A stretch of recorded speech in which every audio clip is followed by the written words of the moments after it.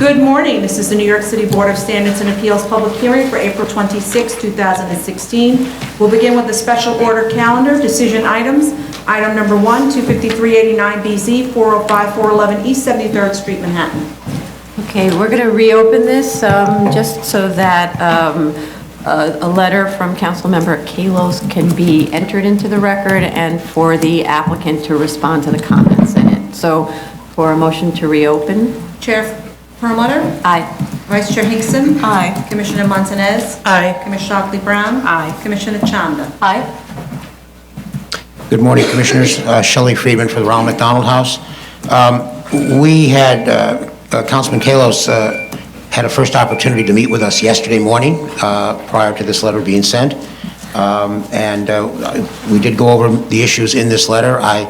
I take responsibility for the fact that I was unable to adequately convey some of the information in this application, such that there are some errors in this letter because of our inability to explain the situation carefully. I do want to bring them to your attention. He does support the floor area ratio waiver, but does not support the bulk waivers necessary to accommodate the floor area.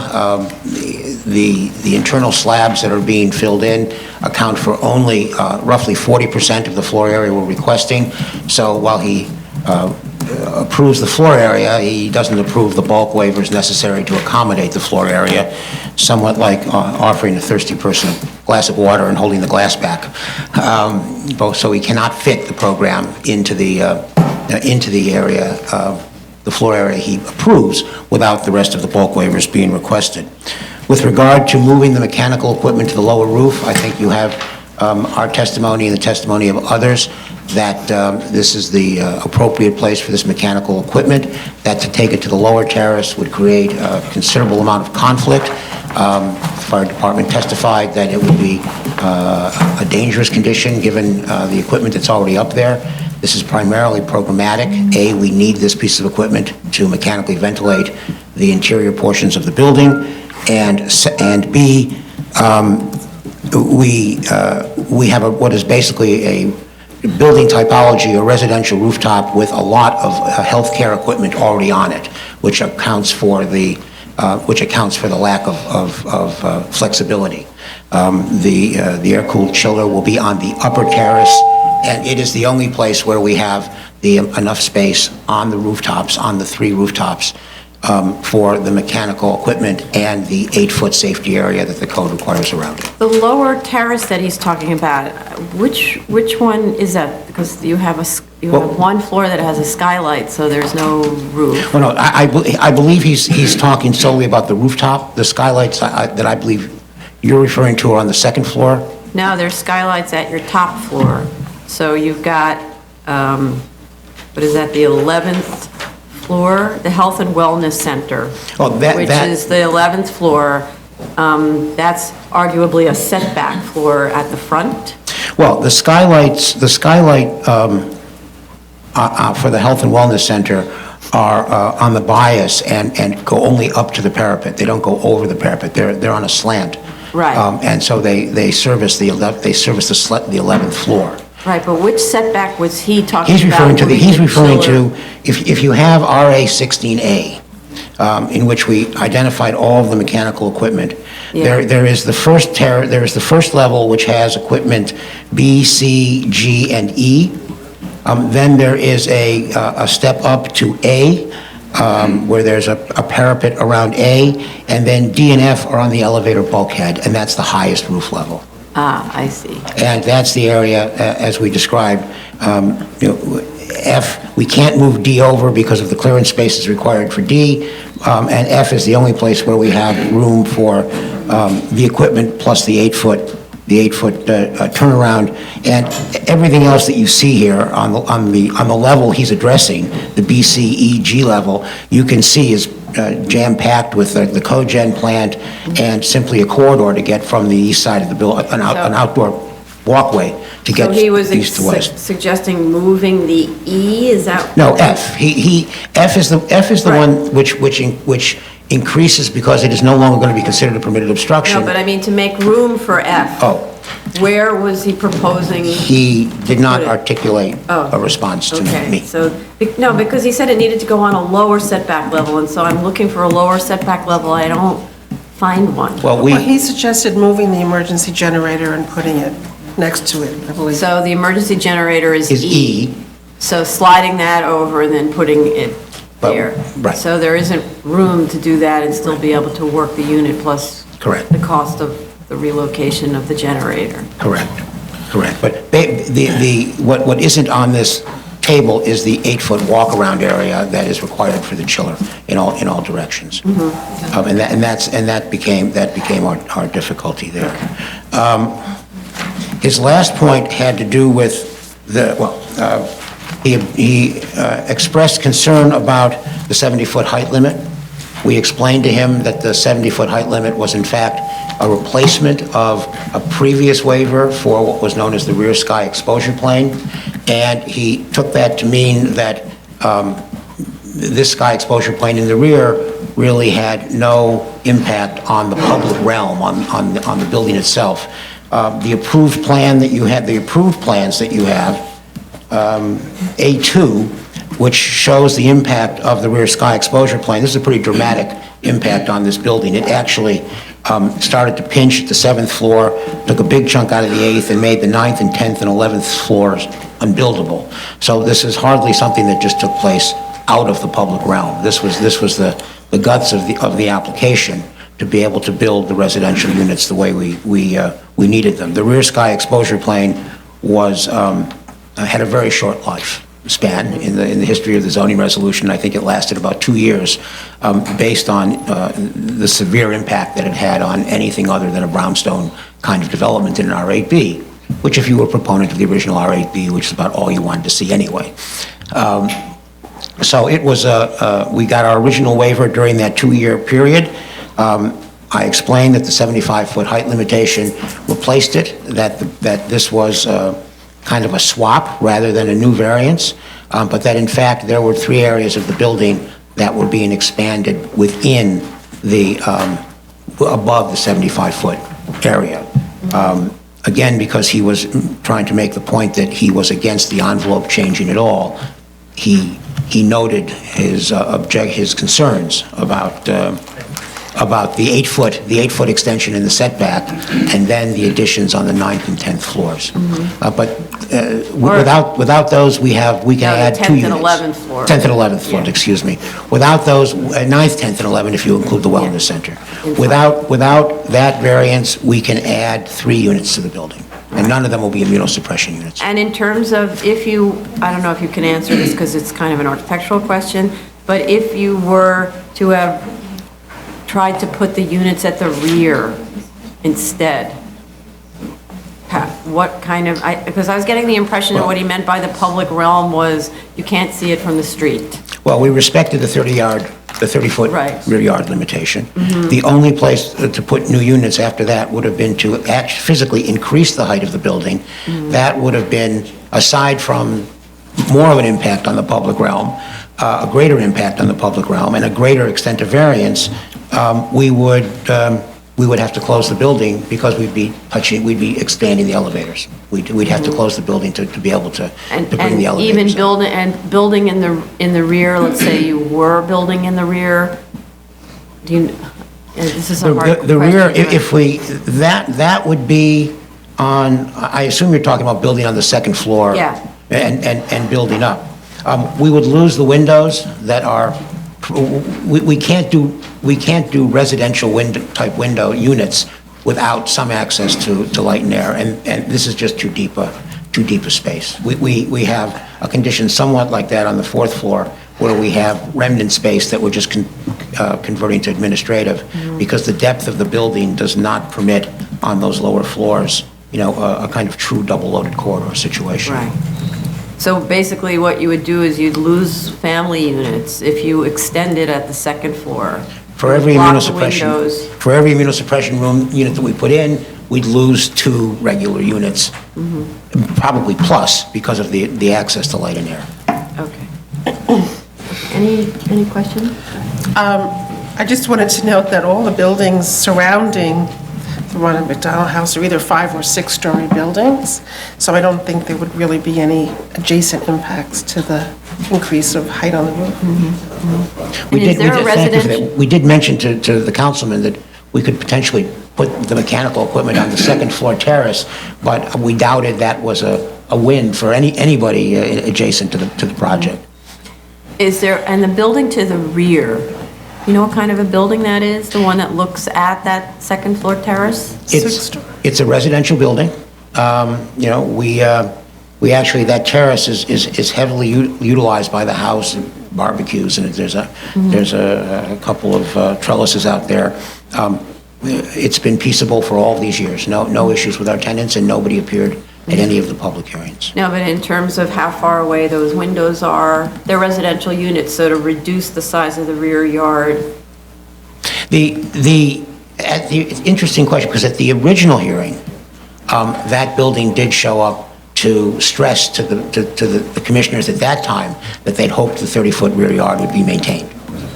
That's how the approvals came out. Any other comments, questions? Okay, thank you. Are there any speakers on this? Okay, so then we can close.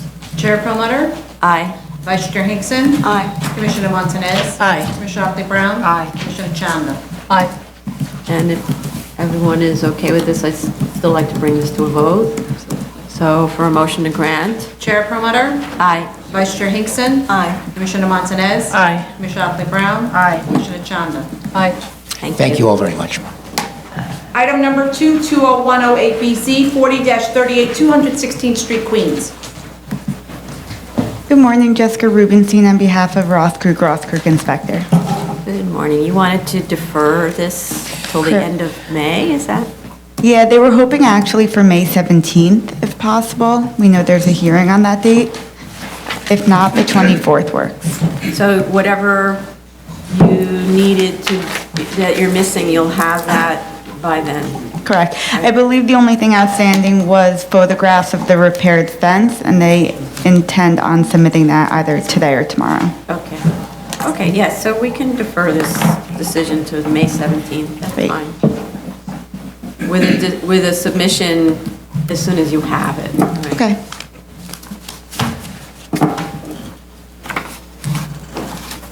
Thank you. Thank you.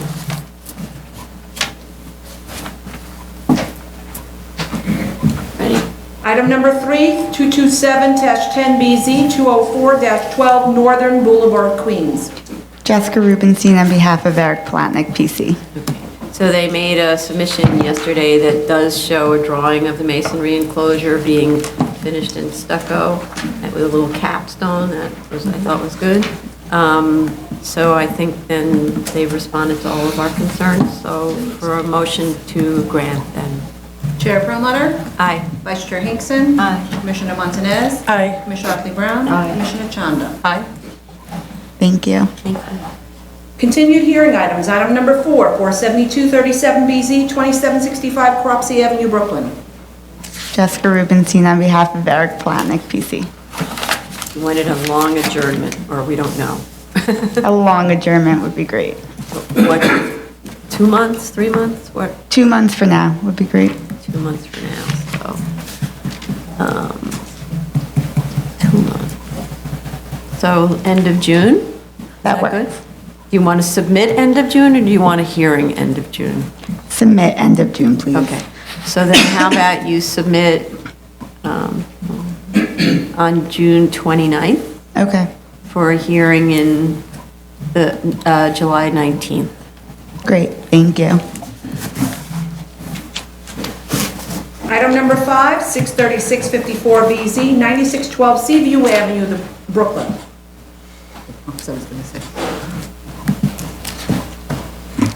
Good morning, Madam Chair, Commissioners. My name is Jacqueline Calcagno on behalf of Ackerman, and I would like to respond to the comments that were raised yesterday with regards to the landscaping plan that we submitted. So the American View evergreens will be planted 15 feet off-center, and when they're purchased, they're 4 to 5 feet tall, and they can grow to 8 to 10 feet tall, and they will be about 2 to 3 feet in width. The applicant was willing to go down to 12 feet in between the plantings, if Yeah, it that's... should be denser, right? Ultimately, they're 3 feet wide, but they're 15 feet on center was the proposal? Correct. The owner was saying that because when they're very close together, they tend to collect debris more easily, so it would be better to have them spaced a little bit more. And then the proposed golden barberry will be 18 to 24 inches round when they're purchased, and they'll grow to around 3 to 4 feet.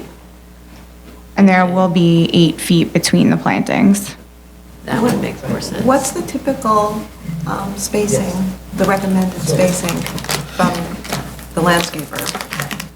I mean, you know what I mean? Like, what's the recommended spacing for these particular types of species? We can get back to you on that. I'm not sure. I know that this owner owns a number of gas stations, and that was what he was saying was the best spacing to make sure that it wasn't collecting garbage between the I'm plantings. not really getting, why was there more garbage if they're closer together? I guess it's easier to clean it. They're not like getting trapped between the, Access the fence and stops the garbage, so if there's less, the garbage gets onto the street, which is better for the owner. Right? Because the whole idea is that it's a dense Screen. A dense It's to screen screen to the against the residential. neighbors, not that it's just some little kind of arrangement of flowers, right? So it really should be planted according to the instructions of the landscaper or standard practice. So what you could do is get us something from the landscaper or from something that indicates about standard practice, and that's what we'll say is it should be installed according to standard practice. okay. And not to accommodate some strange theory about garbage that I don't understand. They may have to step up their maintenance of their site. Let's put it that Yes. way. And then we're aware of the other outstanding issues, and we will submit a comprehensive submission for the next, I guess, in 3 weeks, if it's possible. Well, actually, so the next one would be, once installed, come back with all of the responses, or even take care of, for instance, I'm just looking at some of the comments from before, there's a bent fence that needs to be replaced. There was graffiti that needs to be removed. There were banners and paper signs that need to be removed, and also the signage calculations need to reflect whatever's going to stay. The compliance chart can't be on information and belief. Right, and I think, now that we'll have the landscaping, it'll be easier to have someone go out to the site and confirm a lot of these conditions. Okay, and then we were trying to find out why there were so many open items that prevent issuance of the C of O, like why can't everything be brought down to just the objection that is being resolved here? Right, so all of those things should be done prior to the next hearing, including photographs of the landscaping installed. So it doesn't sound like 3 weeks is enough time. I think the owner said that he should have it done in 3 weeks, so, but, And responding to all of those other things. How about this? How about 3 weeks to submit the photographs? okay. Okay, and then that gives you some more time to, before you appear. And in case the photographs aren't ready, at least you'll have more time. Are there any speakers on this? Okay. Anybody else have any comments they want to add? All right, so 3 weeks to submit. That would be a submission. So let's work backwards from, so the next hearing date would be June 14th, Okay. with a submission on May 25th. Okay, thank you. Thank you. Item number 6, 52864BZ, 24002 Northern Boulevard, Queens. Is there a request on this? Is anyone here for this? No, okay. So they requested an adjournment for It's May. right there. Sandy. Oh, Good morning, Madam Chair. hi. You wanted an adjournment for May 26, is that right? Continued hearing on May 24th. Sorry, May 24th. Okay. Yeah, that'll work. Okay, so May 24th with a submission date on May 4th. Thank you. Item number 7, 52676 BZ, 1492 Victory Boulevard, Staten Island. Sorry, Sammy. No problem. Good morning, Madam Chair, Commissioners, Board Members, Sam Elmaniawi with Land Planning and Engineering Consultants. Before I start, I just owe Commissioner Martinez an apology. It was 3 signs, Commissioner, and I fixed the plans, submitted it. But you only have two sides. And the ones we received this morning, there's only the front and the right. We seem to have a mental block. You need that's the last remaining issue, I believe. Yeah. And to give us a signage analysis. I did. Oh, you did? You submitted Yeah, that I this submitted morning? last night. Okay. Okay. Oh, but With all 3 signs. The one that No, I you, don't see it. He just did it on the plan. plan. but it only has 2 sides, No, right? that's 3. On the ones he I saw submitted to us? 44 square feet, 20 square feet, and 20 square feet. That's correct. In the bottom of the Oh, plan, there's okay. a He's box. He's got it on the. But it's only- Top right it hand doesn't corner of the show it plan on is his the- analysis. Okay, Did so- you, that's a copy of what you submitted? That's a copy of what I submitted electronically yesterday, and today I'm gonna just, after I finish, I'll call Emmanuel Yeah. to let me in and clock it in. Right, So but then- you still have the third facade. This 3rd facade was submitted last time with the signs on it. This No, is but- just for But the it didn't have analysis. the dimensions. The dimensions for all 3 of them are down below. Oh. But, I okay, did the so analysis how not come on you just each, didn't, when you submitted this, why didn't you put the third facade on? because it was a repeat. I didn't change anything in it.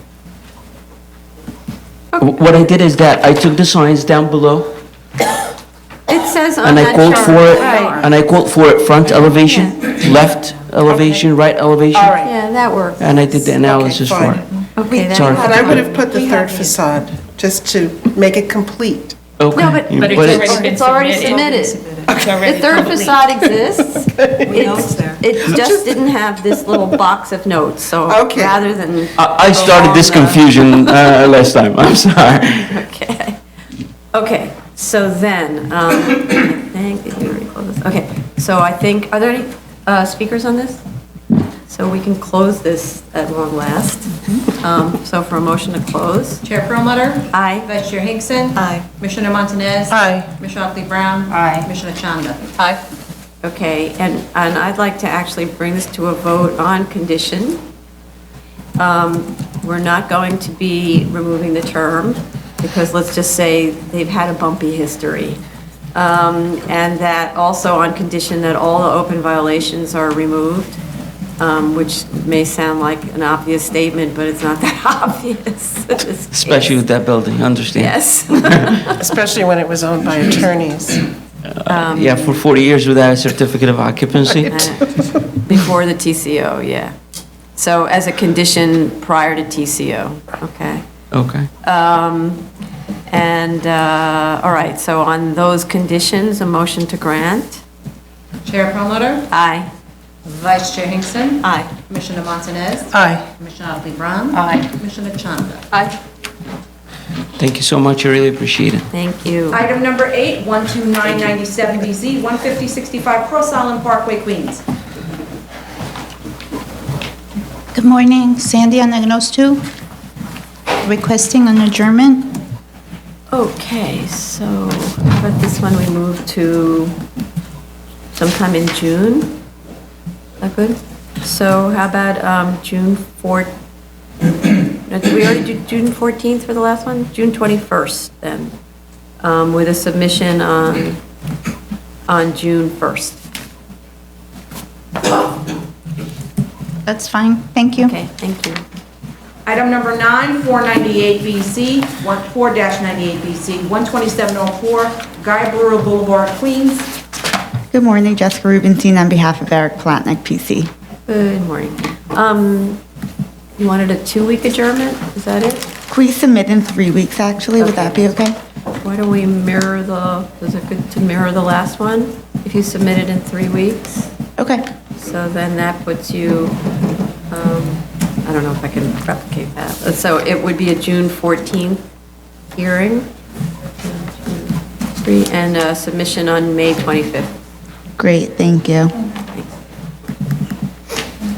Item number 10, new cases, 32788BC, 13628 39th Avenue, Queens.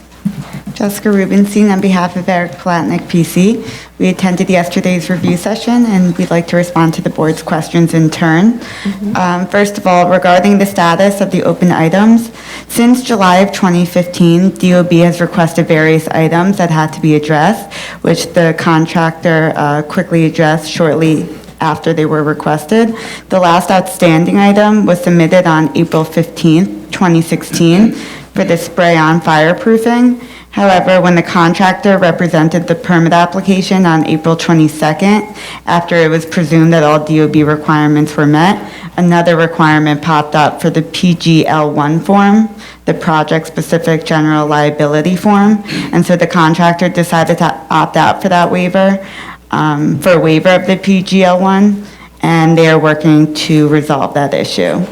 So every time basically DOB tells them that something else is outstanding, they work to resolve it, but then unfortunately, when that's resolved, something else comes up. I know that's what happens. Right. Okay. And that really goes to the heart of the issue of why we're requesting a 3-year extension of time. We believe that in light of the issues that the architect and the contractor has faced over the past year or so, that 3 years is reasonable. Because every time they submit something that they believe is actually the last outstanding item, the DOB computer system requires an additional item. And so they think that 3 years would just be the most reasonable amount of time to accommodate for any unforeseen delays that they've already experienced. Not to mention that once the contractor pulls the permits, then they have to commence construction, schedule the construction inspections, finally obtain the C of O, and all that takes time.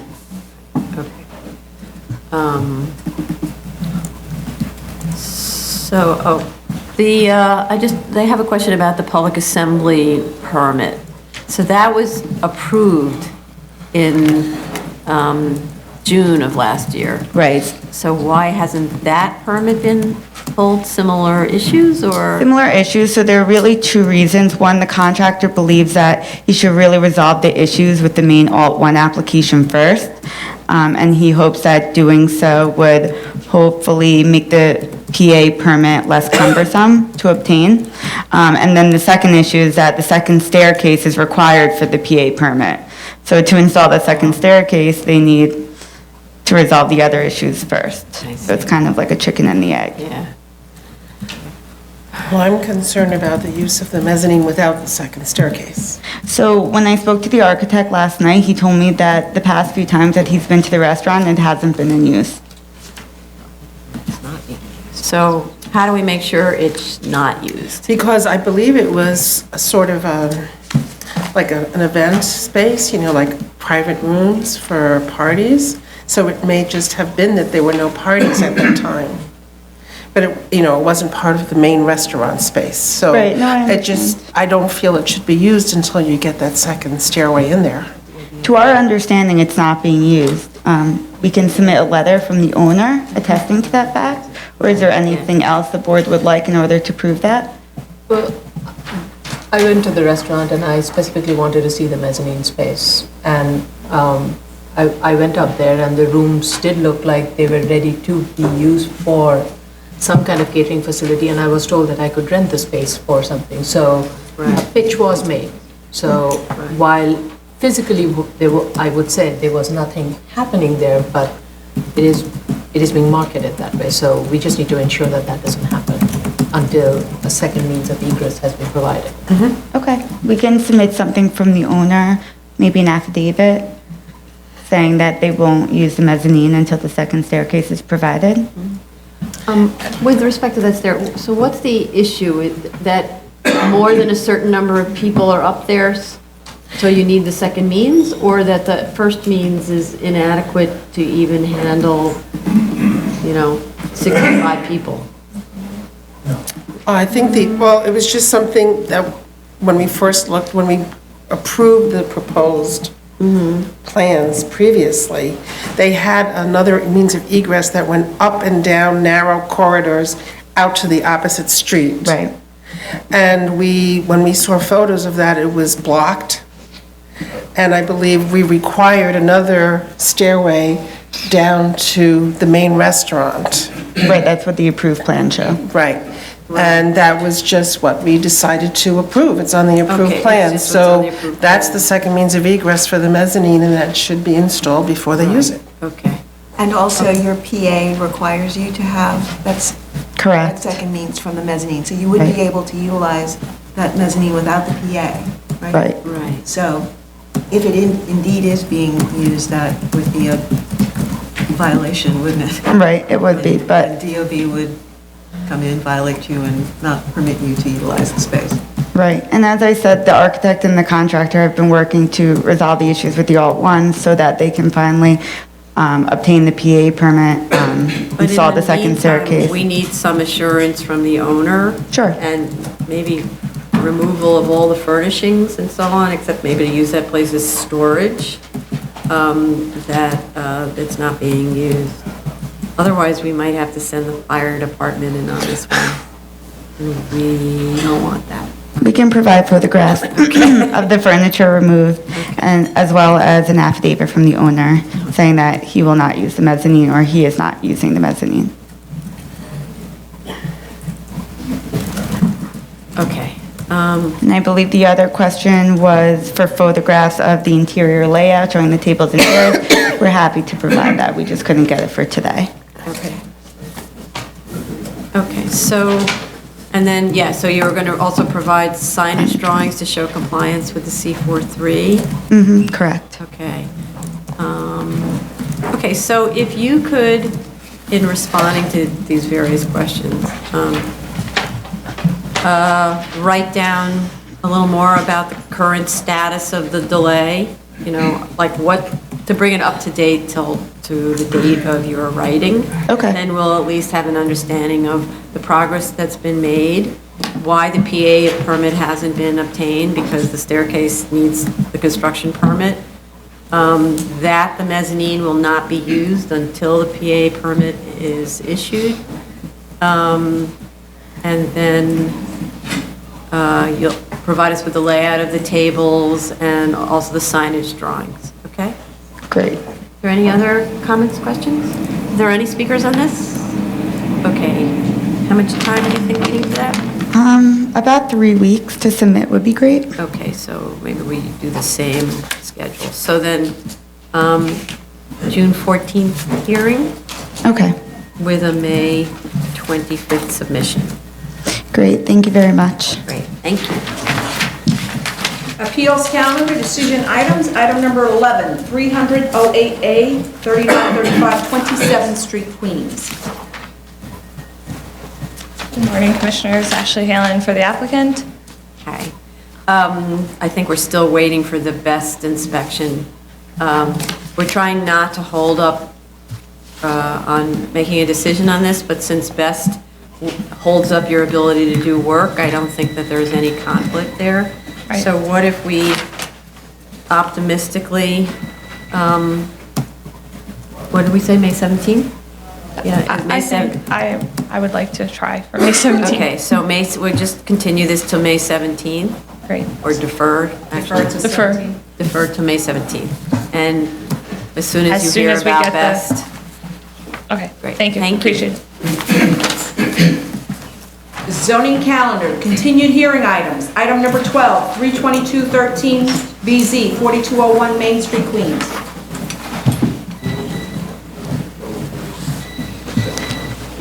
Good morning, Jordan Most from Sheldon LaBelle on behalf of the applicant.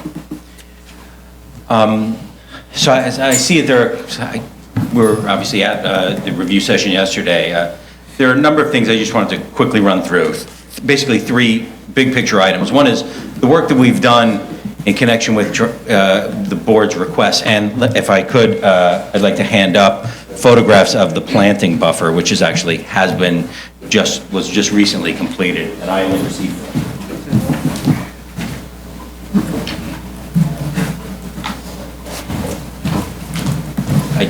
I just received photographs of them just yesterday, actually.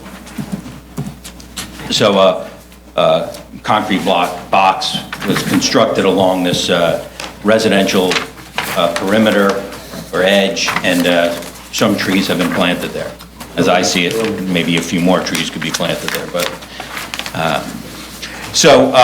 we have done a number of things at the property. We repaved the sidewalk, we installed an automatic gate along Maple Avenue, we repaired certain brick along the Maple Street facade, we painted walls, columns, bricks, we cleaned up the refuse store, which, as you recall, was a rusty, messy-looking door. We repaved and painted portions of the parking lot, we repaired a light pole, we installed a 6-foot-high fence enclosure around the recycling area that was a real jumble and tumble of messy boxes that had been discarded. And now we've installed some planting along along, I can't remember if that's the east or west, but along that buffer where there's a chain link fence and a residential building on the other side. And so we've done a number of things at the board's request. So that's my sort of item one, if you will. Item two is parking, and how do we address the need to account for what we feel is basically an additional 18 spaces, or really the 76 parking spaces that are required based on the enlargement that took place at the property. And while I think we could maybe accommodate all 76 of these cars on the site, it would require at least 10 sort of triple height stackers, because it can only happen in the commercial, or as the board has indicated, it could only realistically happen in the commercial portion of the property. And it probably shouldn't happen along the Maple side of the property where there's a low fence. I don't think we would want 3-story stackers there sort of hanging over the fence, so to speak, which leaves really only that spot where there are 10 vehicles parked on lot 77, or striped for 10 vehicles there. So as a parking alternative, we had discussed or presented the possibility of finding and locating off-site parking and accordingly restricting another property where there is available at least 18 spaces, which would eliminate the need to put the stackers on site. We're working on that, and I guess what I would propose, and I understand that there are some complications with it, is that if there would be any way to tie the time of any restriction to the time of the term, it sort of seemed to make at least timing sense, rather than if in the event there was some reason that the board in the future denied the extension of term, that there wouldn't be a burden on another property to maintain parking if the variance wasn't in place. So I don't understand why you're linking it to a term. Well, for one, if I remember correctly, this term expired a really long time ago. So that would absolve the owner. Quiet in the audience, please. That would absolve the owner of really having to take care of this. I would say if you're going to tie it to anything, it would be tied to when you come, if you ever came, to abandon the waiver, or if the zoning ever changes to render the waiver unnecessary. Okay, I understand that. I guess I would also offer, if maybe also or separately, that if the portion of the lot that's in the residential zone wasn't used for accessory parking anymore. That's effectively abandoning the waiver. It's effectively the same thing, I guess. Right, yes. and I'm not sure why that would happen unless the restaurant goes out of business, Right. or there's no longer... Or the site got developed in a different way or something. Yeah, there's no longer any need for parking. So we on that site. understand that issue. So we're working on, I guess I can't say affirmatively that that's been resolved in terms of whether we've located. As I understand it, I don't know if there's a handshake or a deal or an arrangement, but that there are a couple of nearby garages that might be able to accommodate. And again, I'm not out on the ground knocking on those doors, but I believe someone is. And then, of course, it will need to needs to not impinge on that property's zoning and parking. But it's being worked on. And my client's got a draft restrictive declaration that is sort of part of the pitch and part of the sell that they've got to accomplish. So as I see it, I guess with respect to parking, it's sort of a either or sort of scenario, one or the other scenario, where either we do, and they may have to bite the bullet in terms of accommodating the stackers on site if it is simply impossible to find an off-site option. But if the off-site option, I guess, is pursued, then it would be in accordance with the sort of language that you just articulated. Okay. The third item then, I guess, is with respect to violations on the property.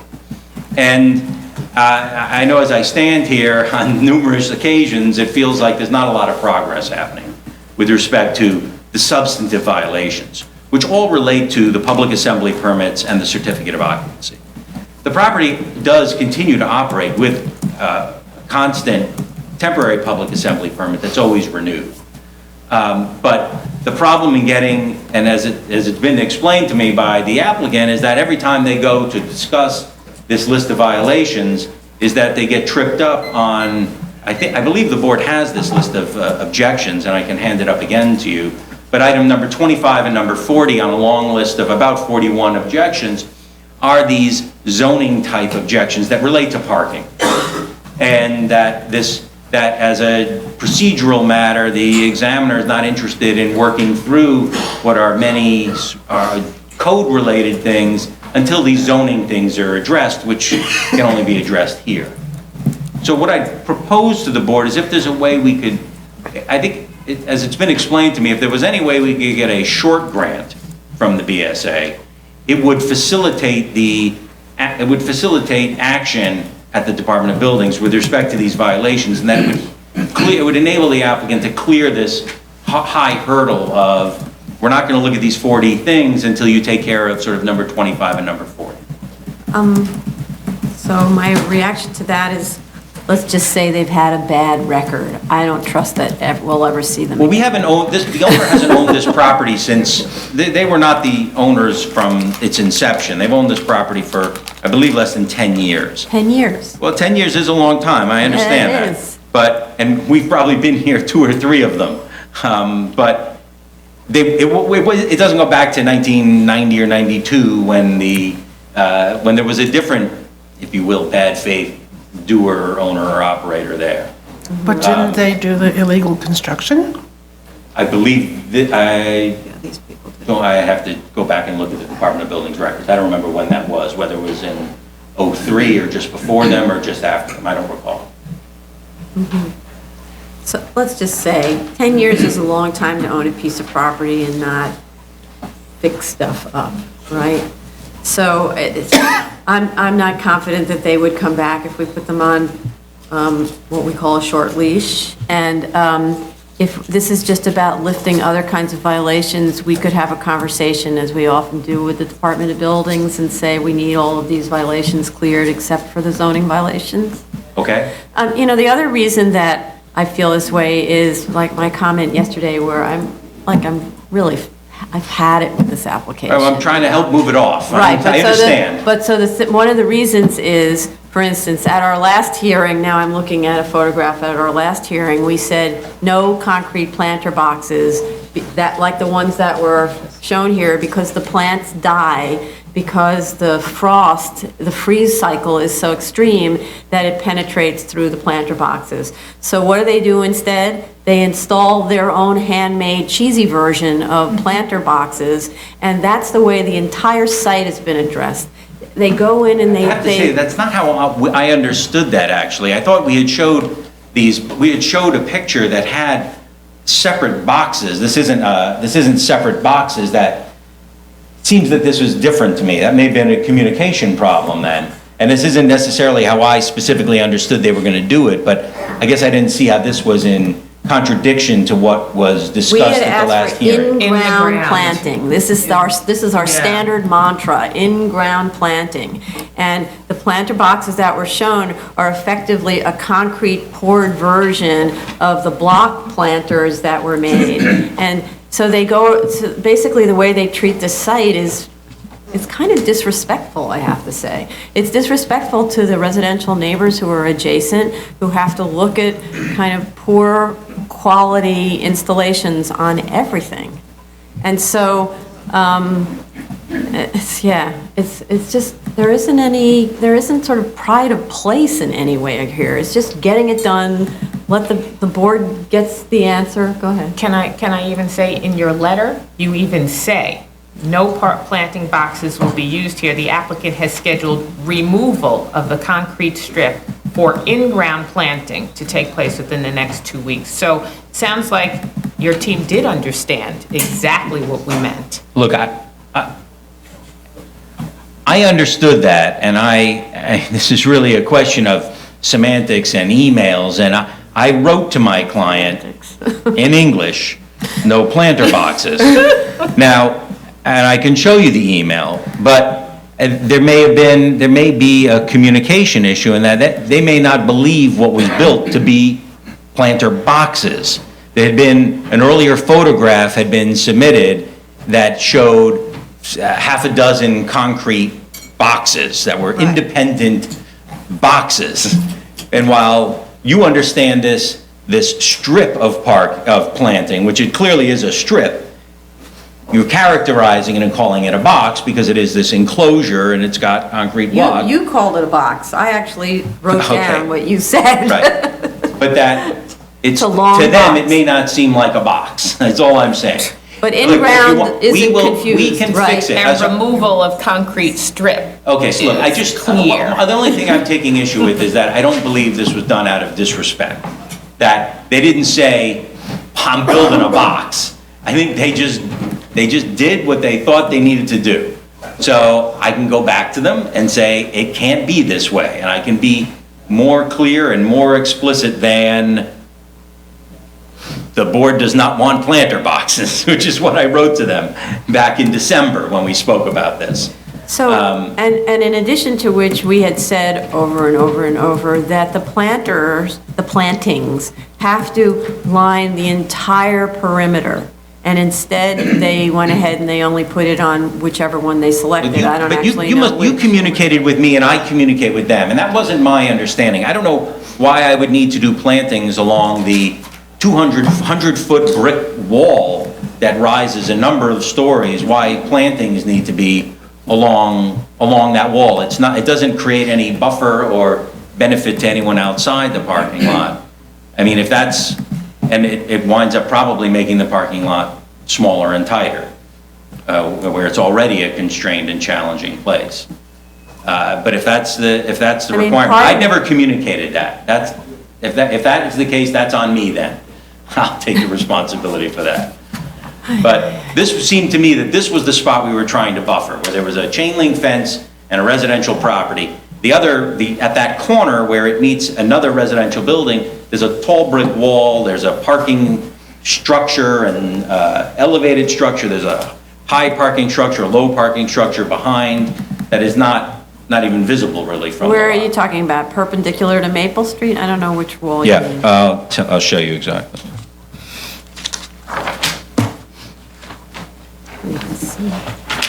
Because it looks like the planting was done along a concrete block wall, according to this photograph. This stretch is basically a tall building, a parking structure in the rear yard. This is the chain link fence here. This is actually, a portion of this wall is actually there's a structure here. There's the one-story, sort of a basement level parking structure to a residential building that's on this street over here, because this is not far from a corner. So this residential building has a raised structure in its rear yard for a portion of it. I think it shows up actually on the site plan. Yeah, it's in the photos, and it's in the site plan identifies all the surrounding structures in in a better way, but something does. So, I mean, I'd like to hear from the other commissioners, but I personally think you've got a parking area that's unsightly in a residential district. And so, one of the reasons that we always ask for planting is it's a way of reducing the unsightly nature of parking when it's located in a place for which a waiver has been granted. So, you know, and actually, if you think about it, like parking lots, the sort of standard approach now for parking lots is that you reduce the impact of the parking by having planting in general, shade trees and so on, right? So in this case, the whole idea of making this a less objectionable site. I understand. was planting. I'm not So that's why fighting that. I that understand. 180-foot length,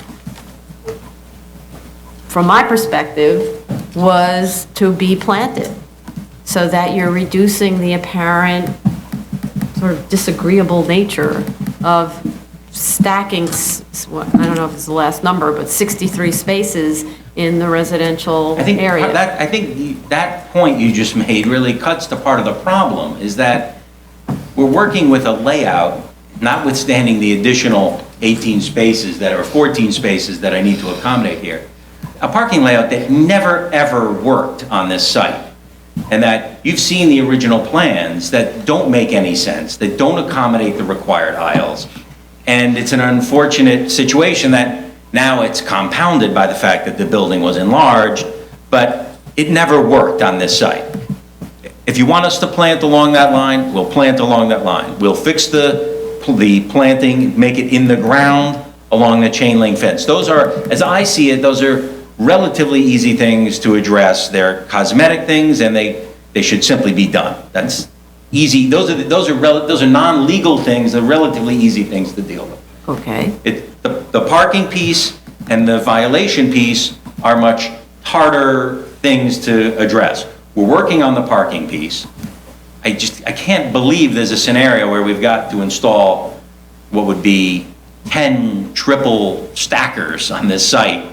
When you're on this site, it is not that big a site, and they would overwhelm if you Google stackers, you can see a triple 10 stackers like that it's like a building, really. It's a 3-story steel structure that will be enormous and unpleasant and unsightly, I would think, in that yard.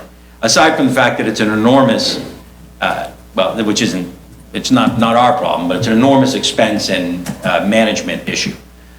But we're working on that. So we hope we can resolve that in an off-site way.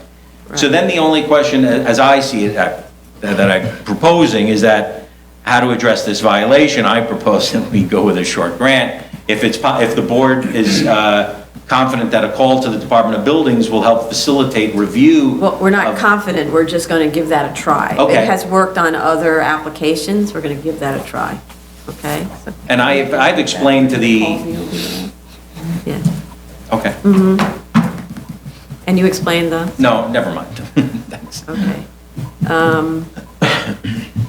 How many additional spaces were made necessary by that illegal construction? I believe it's 18? It's on the plan. 18. Yeah. Is it 18 pursuant? So that's less than what you're looking for off-site. So why don't you? No, we're trying to, I think it's not 18. 16. 16, right. It's 16. 16 are created by, but we're trying to put 18, right, 16 are created, I think, but we're trying to place 18 off-site. Mm-hmm. 17 spaces. 17, I'm sorry, I've got it in here, I'm sure, in a number of spots. I don't have it at my fingertips. Thought it was in the plans. I think the numbers change so often, that's why I've... No, I think those numbers have My stayed notes say pretty static. 17 off-site.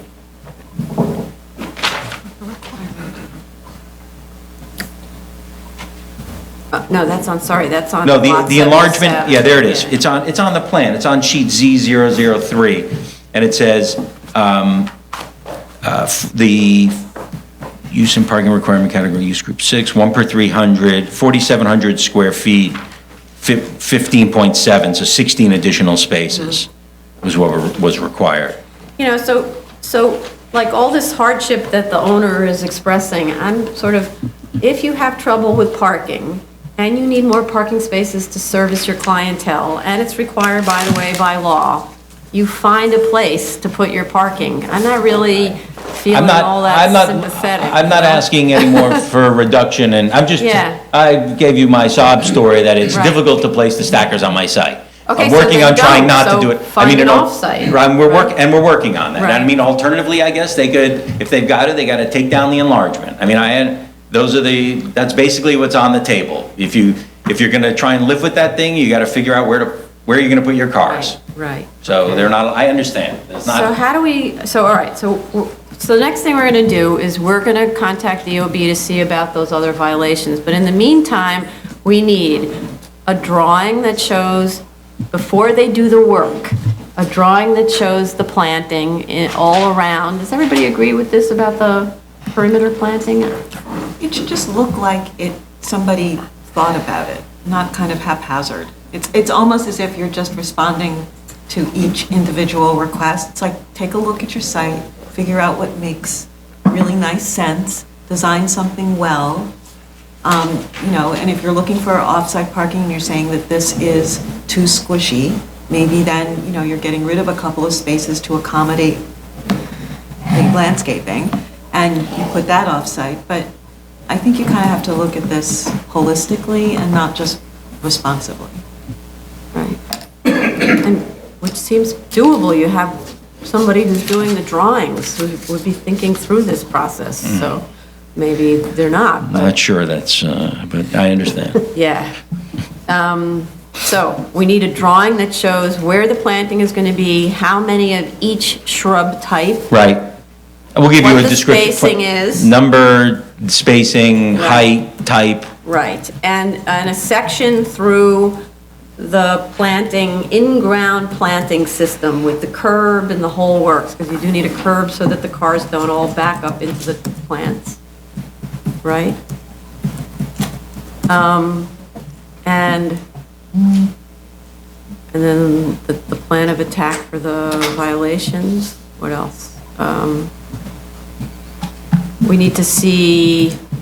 I think it's not so much the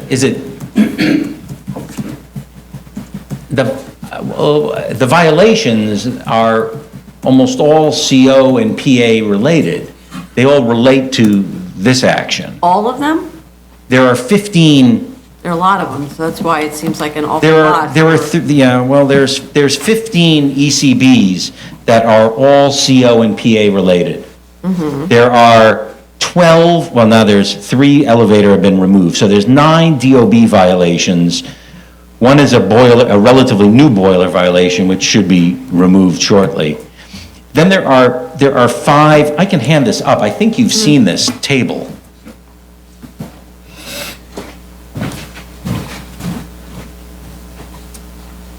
Yeah, thank you.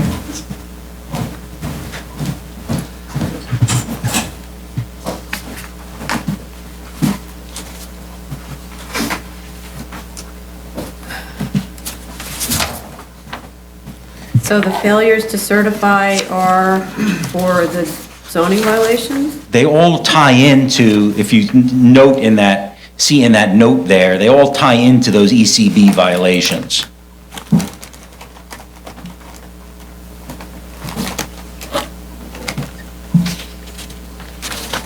PA. But you were saying that the contractor is having trouble because the DOB won't consider everything because of the zoning. Separate issue, right? So Right. these are violations. That's my DOB objection sheet, which relates to sort of one of the key things that we've discussed, which was the removal, the unmerging of those lots and the removal of one of those applications. And the application manipulation is running into problems because of these issues. That's a different sheet. That's the objection sheet I see. as opposed to the violations. So I guess I would assert that the violation, a lot of these violations are really, these are old construction violations. I'm not sure what they're related to. It may have to do with whether it was illegal construction with that enlargement. But most of these, almost all of these violations relate to the CO and the PA. So I'd say that this isn't the issue. The hard part we're having is that you want us to work out the board wants us to work out the alt one. withdrawal of that, right. And Yeah. that's the piece that's in review at the department. That's the item that we really need the so-called assist on. Because they're hung up on obviously on the parking issue. Okay. Well, have you applied for a PA permit? I believe they have, but they And need what's this other one required? to be, I have a 41 list of objections, many of which are, as it's been explained to me, are relatively easily resolved, but not being resolved because of item number 25 and item number 40, which are what's going on with the parking situation. But in terms of like egress? There are a number of egress related, like for instance, when you walk into the building, the main stair curves gently. There's a slight curve to it. So there's an objection for curving stair for egress issue. So they've explained to me that we're going to be able to handle that. It's a wide stair. It's going to be satisfactory. We just need we need to do maybe, I don't know if they need to do a CCD1 or they need to apply higher, but it'll be addressed. But they won't substantively look at items like that until they get past the zoning items. Okay. Okay, so what we're talking about is really the alt one application. Correct. And removal of allowing you to remove the objections or respond to the objections and having them consider it. Okay. All right. Okay, so the other thing we need, because we get these submissions like a little bit of this, a little bit of that. I don't actually know where most of these photographs we get are taken. Could we get one Yes. submission I have the that same- has the entire site so we can understand everything that's been done, where the photographs are annotated so we can understand what we're looking at and what is the claimed improvement, because sometimes you look at it like, well, what was the improvement? I understand. And Right? we have given you piecemeal photographs of, Yeah. as we've moved along, and so we can do that. I have the same problem too, trying to keep all the photograph packets together. We'll put one new, updated, annotated set of photos. Okay. On both sides, from outside Ev- and inside. Okay, right. Okay. All right, so what else? I think the most efficient way to deal with, well, let's see. You Trying to think of did, this. What? you Go ahead. mentioned a pre-drawing. I'd like to do that. Yeah. I will push the architect to design before implementing so that we can run that by Okay. staff and hopefully that will Okay. streamline this process. Okay, you could run it by staff, but we actually everybody has to see it here, so Well, that's how the it- pre-drawing, maybe we could have, how about this? You submit what you can in the next month, okay, including that pre-drawing and the Right. photos of the existing conditions. And whatever, we also needed the signage calculations on the plans. It just has signage calculations, doesn't tell us that it complies. You know, it doesn't say totals this, the zoning regulations are that, therefore complies. To the extent that in this time we've made progress on the parking, that would be great.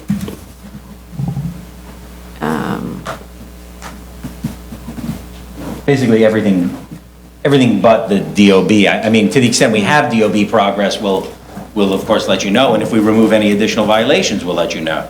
But I'm assuming that substantive progress, it may even take another month just to get an appointment. It Right. shouldn't. I mean, I don't know I think the point is that they've had these appointments, and people have changed, and then it sort of starts over, and then Right, okay. So are there any speakers on this? Okay, so let's say you submit in a month. Does that sound like enough time to do this pre-drawing? yes. Okay, so if you submit it in a month, that's the end of May for June 14th hearing. So May 25th submission? Yeah, for a June 14th hearing.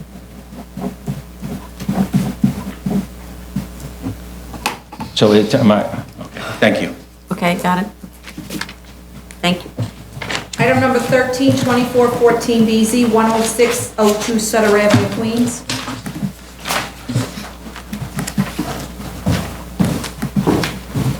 Good morning, Sandy Anagnostu, representing the applicant. Hi. I attended the review session yesterday and noted the board's comments. On this application, we're asking for yard waivers as well as a waiver of floor area. We're over the maximum allowable floor area by 111.17 square feet, which is a relatively small number, although I understand the board's concerns about waiving both yards and floor area. We looked at section 23-142A to see if we qualify for the attic rule, and unfortunately, we do not have area under that display, which would qualify for that. We also looked at the same section C for 300 square foot bonus for garage, if you provide an enclosed parking space within a garage.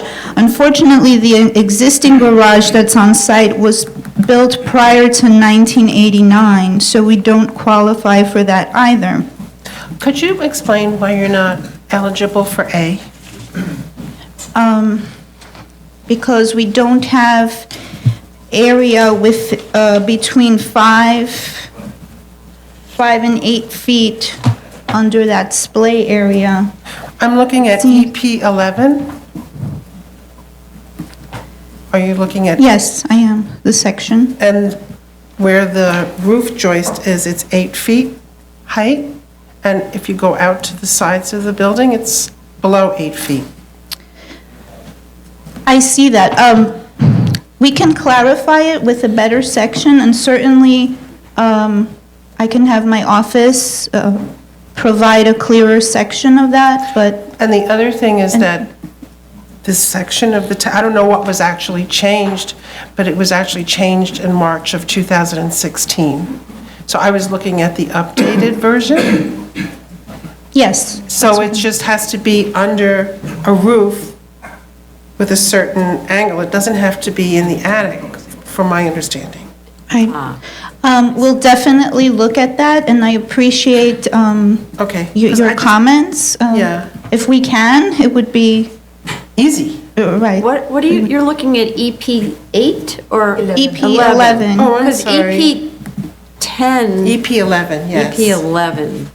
Oh, I see, because your roof, because EP 10 makes it look like your ceiling joists are at a constant 8 feet or something, I can't read that. But that's a section through a certain But it's the other location. section. So the short section looks like you're taking advantage sort of the attic rafter, even though you're probably not, because then it's not insulated. Well, it's just, I'm looking at the roof. Yeah. The actual, there's an area between 5 and 8 feet on the second floor, which is directly below the roof.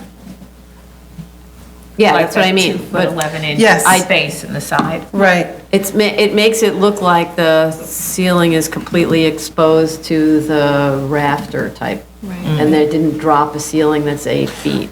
Well, the ceiling is less Yeah. than 8 feet. Right, at that one little, the section on the side. I see what you mean, yeah. So, you know, when I read, I personally don't understand why you don't apply for the, but maybe I'm wrong, I don't know. No, I understand your point, And Commissioner. then I thought, well, maybe it is because, maybe something was updated in terms of, how it's interpreted, but it was updated in March of 2016. So, Okay, we'll definitely look at that very closely and even go there and measure the ceiling height. It's my understanding it's 8 feet throughout, but we'll look at that area that you pointed out. And if we do qualify for this, that would, why would the architect show something different? He's probably got a joist that actually comes down a bit lower, because if he built it this way, he'd have problems. So he's probably, he's got a joist that comes down. I don't see how he's going to get 8 feet doing what he's doing here. He's going to have to tie from where his, from where the eave is. He's going to have to come level at the eave level, because otherwise he's just got a joist and he has no place to insulate or put up sheet rock or anything. The way he's got it drawn, it's as if it comes right up against his, his roof there. So I don't think he actually means to do that. So perhaps you need to take a look, and maybe that's what the confusion is that intuitively he knows that why he, isn't going to comply, but, so take a look at it. So you're going to do a field, measurement. We'll go do a survey, the second floor. And just see how it actually is constructed. Okay. And then you'll know what your heights are. Because they have a very, it's 7 feet, 4 1/4 inches. Yes, I see that. That's a pretty exact measurement. well, that's a computer, it can't help itself. Yeah, that's AutoCAD. So we'll do that, we'll measure it, provide photographs, and we'll clarify that, whether we indeed qualify or not. Okay. And then the only other thing is, this will give you time to really, really scour through your submission. Make sure every time you see a dimension, it looks the same as all the other dimensions in the applications, in the application, and it's always using the same measurement system. Right? Okay, we'll be consistent, and rather than using feet and inches and decimals at some other Yes. points, we'll revise the plans so they're all The consistent. plans, the statement of facts, anything else, any other data, right? One of the reasons this is necessary, in addition to the fact that it should always be like that for all work done, is because when we write up the resolution, we rely on usually the statement of facts, and we'll pull the dimensions right out of there, and if they're wrong, that's your approval. That would be very bad for you. I understand. Okay. All right, are there any speakers on this? Anything else we want to add? Okay, so because this is still this open waiver, we need to keep this open. So we'll just do how much time do you think you need? I need 3 weeks. 3 weeks. Okay, so 3 weeks to submit or 3 weeks to? 3 weeks to submit. Okay. So we already have one on the 20th. Okay, with this one, how about we have a submission on the 31st for a continuation on the 21st? Thank you. Sure. June 25th? Yeah. Actually, we could make that one the 14th, but your submission's on the 31st. May 31st. Yeah, of May. June 14th. Right. Okay. Thank you. Item number 13, 2414 BZ, I'm sorry, just did that one, sorry. Item 14, 200-14 BZ, 4605 Parsons Boulevard, Queens. Who's first right? Don't know. Coming? There we go. There we go.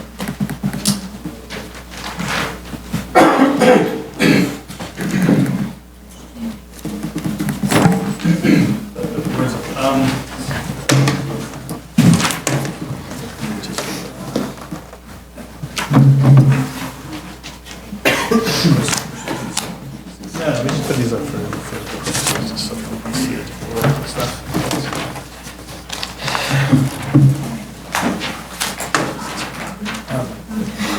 Chris Wright, on behalf of the applicant. The imam is not here yet. Can we give it a Okay. few minutes, if that's possible? Do you want to be second call? Could we do second call? He's Yeah. a few minutes away. He Okay, came yeah. from Jamaica. He's stuck in traffic, you know how it goes. Okay, okay, we can If do we could be second call, he should be here in That's about 10 minutes. Okay. I'd appreciate that. Thank you. Okay. It's down. Item number 15, 269-14 BZ, 8944 Metropolitan Avenue, Queens. Good morning, Sandy Anagnostou, representing the applicant. Okay. I attended the review session yesterday, and I noted the board's comments. A fire alarm application was filed in October 2015 for this existing PCE. Unfortunately, not much progress has been made since then. The application, which was an Alt 2, was disapproved on October 29th, 2015, And the reason being, although this isn't all true, somehow the buildings department interpreted that the PCE should be approved before they will approve the fire alarm. And I've reached out to staff here at the board that's working with the fire department liaison, and perhaps the building department can be contacted, and maybe that would help. So what we've learned is, I mean, the fire department is helpful, but what we've learned is it's probably because it was filed as a PCE and because you don't have a C of O for a PC or an approved Alt 1 for a PC, they'll review it that way. So the correct way to do it is you file it as whatever the current occupancy is in the space, and then they'll approve it, and you can install, you know, whatever kind of alarm and sprinkler system you want, as long as it meets the requirements for that existing occupancy. So maybe you're going above and beyond the call when you are trying to meet the PCE regulations, right? So just, if you amend the application to show, I don't remember what the existing use is, yeah, maybe it's an office use? It's a commercial retail, use group okay. 6. So you would just show it as use group 6 retail, and that's it, and then they would accept it, they should accept it. That's worked on lots of other applications. And what about sprinklers? Are there sprinklers? I couldn't understand really what's going on with that. Okay, to my understanding and what I discussed with the mechanical engineer, there's no sprinkler system required. It may have been for the cellar, but the use is not being changed. It was accessory storage, and it will be accessory storage. There is no occupancy in the cellar for this proposed spa. The first floor, to my understanding, doesn't require it, but according to the code, but the fire department is reviewing the application, and So, yeah, we'll have them speak to that. Actually, Mr. Scaduto, you want to get up and, just so we can get past these two subjects?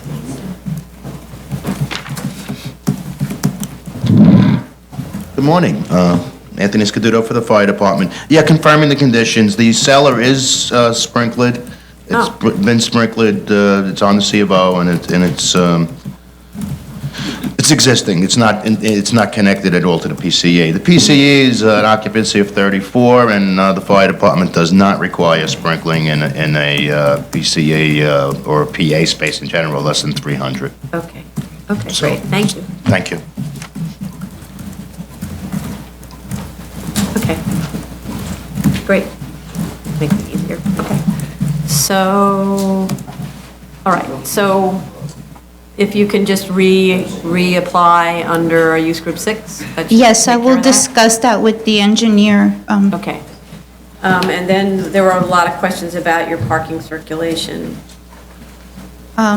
Yes, we are providing parking. It's not required parking since this building, it's grandfathered.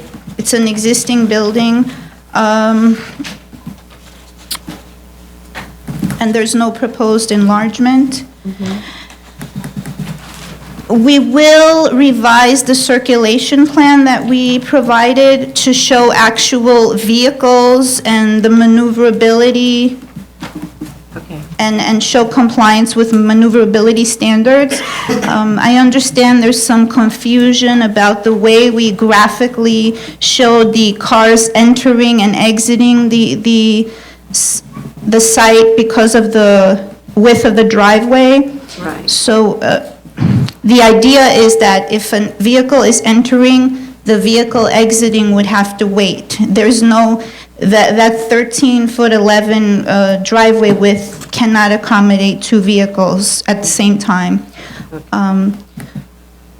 So this is an existing parking or one that's proposed? It's existing. So it's functioning? Yes.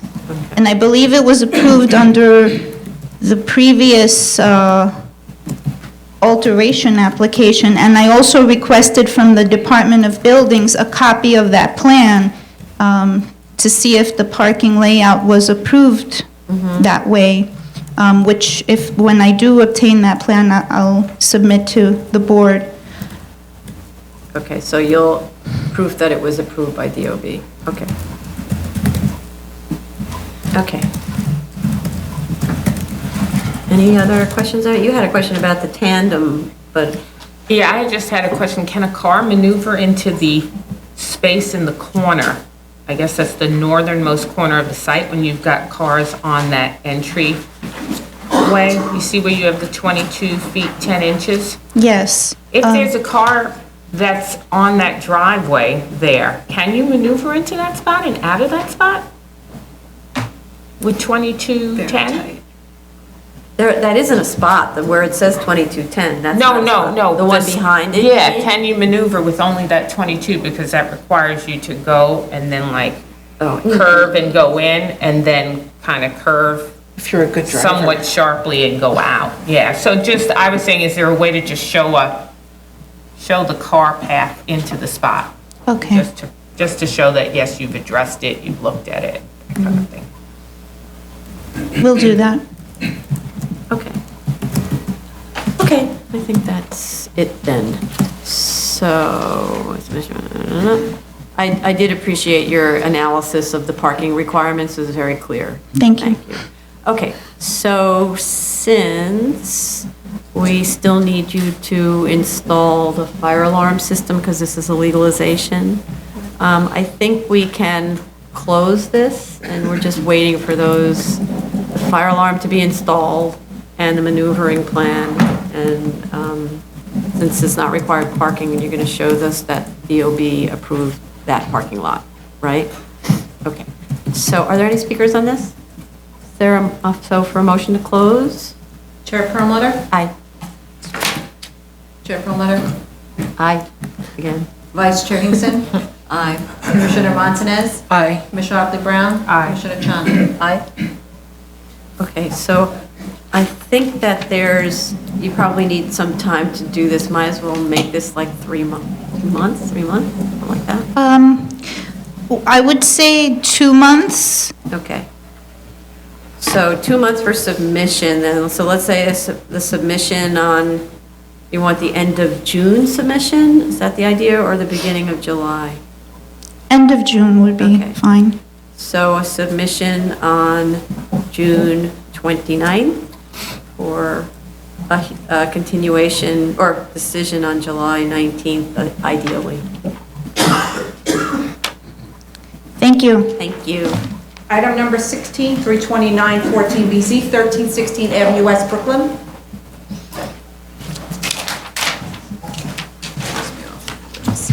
Good morning, Lyra Altman from the Office of Lyra Altman. Did have somebody attend your executive session yesterday, heard your comments. Regarding the note for the garage, if you provide the wording you would like me to put on the plans, the architect already had said he'd be glad to make that change. So I think hold on a second, let me just get to our notes. So I think what we said was that we'd have a note that says DOB to review compliance of the open area, in the front open area, the landscaping requirements. The curb cut. Curb cut. What is it, the height of the first? I think they showed that it was compliant. Which was compliant? The height of the entry? Height of the garage door entry, yeah, the garage entry, and the slope into the garage, to be reviewed by DOB. Okay, so just to read it back to make sure we have the language exactly how your board would like. DOB to review compliance of front open area, landscaping requirements, garage entry, and slope into garage. Curb cut and Apologize, curb and cut. curb cut. So garage entry, that's the height of the opening and the slope. Okay. Perfect, we'll have that note added. Okay. Not a problem. And the other comment from yesterday was regarding the rear yard at 23 feet. I know there was a discussion that it couldn't be built to the proposed 22.7.5, and I'm not sure why that was a question. So It's something we've done many times through the No, but years. so the thing, it's maybe many times, but each time it's, because I used to draw using these computers, right? The computer decides it's 22.7 because you click here and you click here and the computer says 22.7 inches, right? Those are not decided dimensions by the architect. Those are dimensions the computer gives you. And a contractor does not drop a line to 22.7 inches because people don't measure that precisely. So given that we've got an issue about the adjoining properties and all of that, if we just made it a clean 23 feet, it would be what a contractor actually builds to, and we'd be making a little bit of an adjustment to respond to the neighbors. So to see these little partial dimensions, this is not reality. It's the computers controlling our reality now.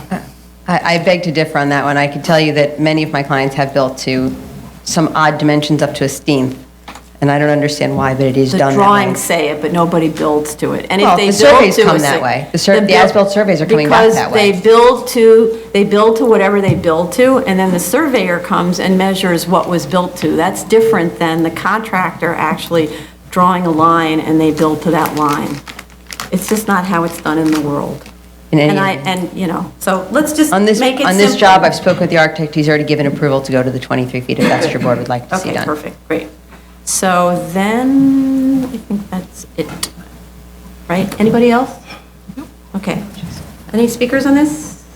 Okay, so then I think we can close. So for motion to close? Chair Perlmutter? Aye. Vice Chair Hinkson? Aye. Commissioner Montanez? Aye. Commissioner Otley Brown? Aye. Commissioner Chanda? Aye. And for a motion to grant? Wait, Oh, you wanted these changes? Hold I'm on. sorry, you can't. Sorry. 23, sorry. Thought it was done. I would appreciate that, Yeah, I but know. I don't know that that's what you intended All to do. right, so we can put this on for next week's decision then, right? So, Well, we have to Next. make the changes. yeah, you need to make the change, it's just a change of dimension. I don't know how quickly, this is Passover week, so sometimes Oh. it's a little more difficult to get somebody to make a change overnight during Passover. I don't want to attest to how busy his office is. Just let me ask you a question, though. Certainly. Because our next hearing is the 2nd of June? Which is a Friday. No, which is a It's a Thursday. I'm sorry, Thursday. Let's, Thursday, yes, I'm sorry. I'm hesitant. tight? I'm hesitant to say he could submit this in the next 2 days.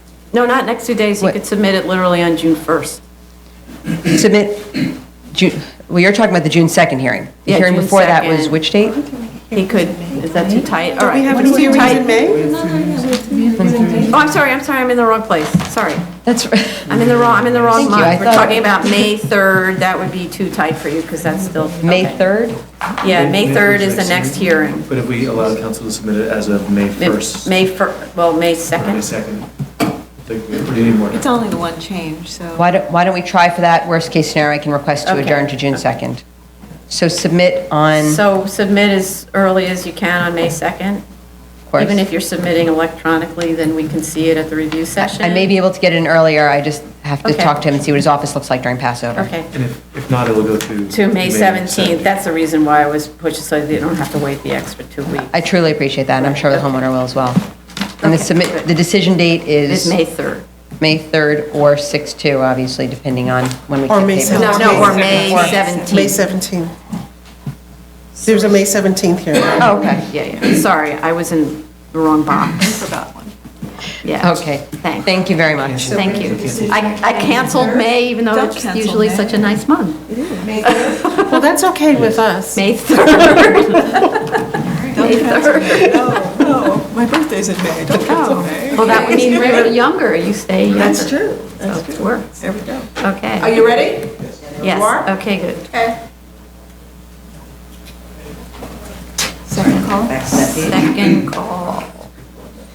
Okay, second call, item number 14, 214 BZ, 4605 Parsons Boulevard, Queens.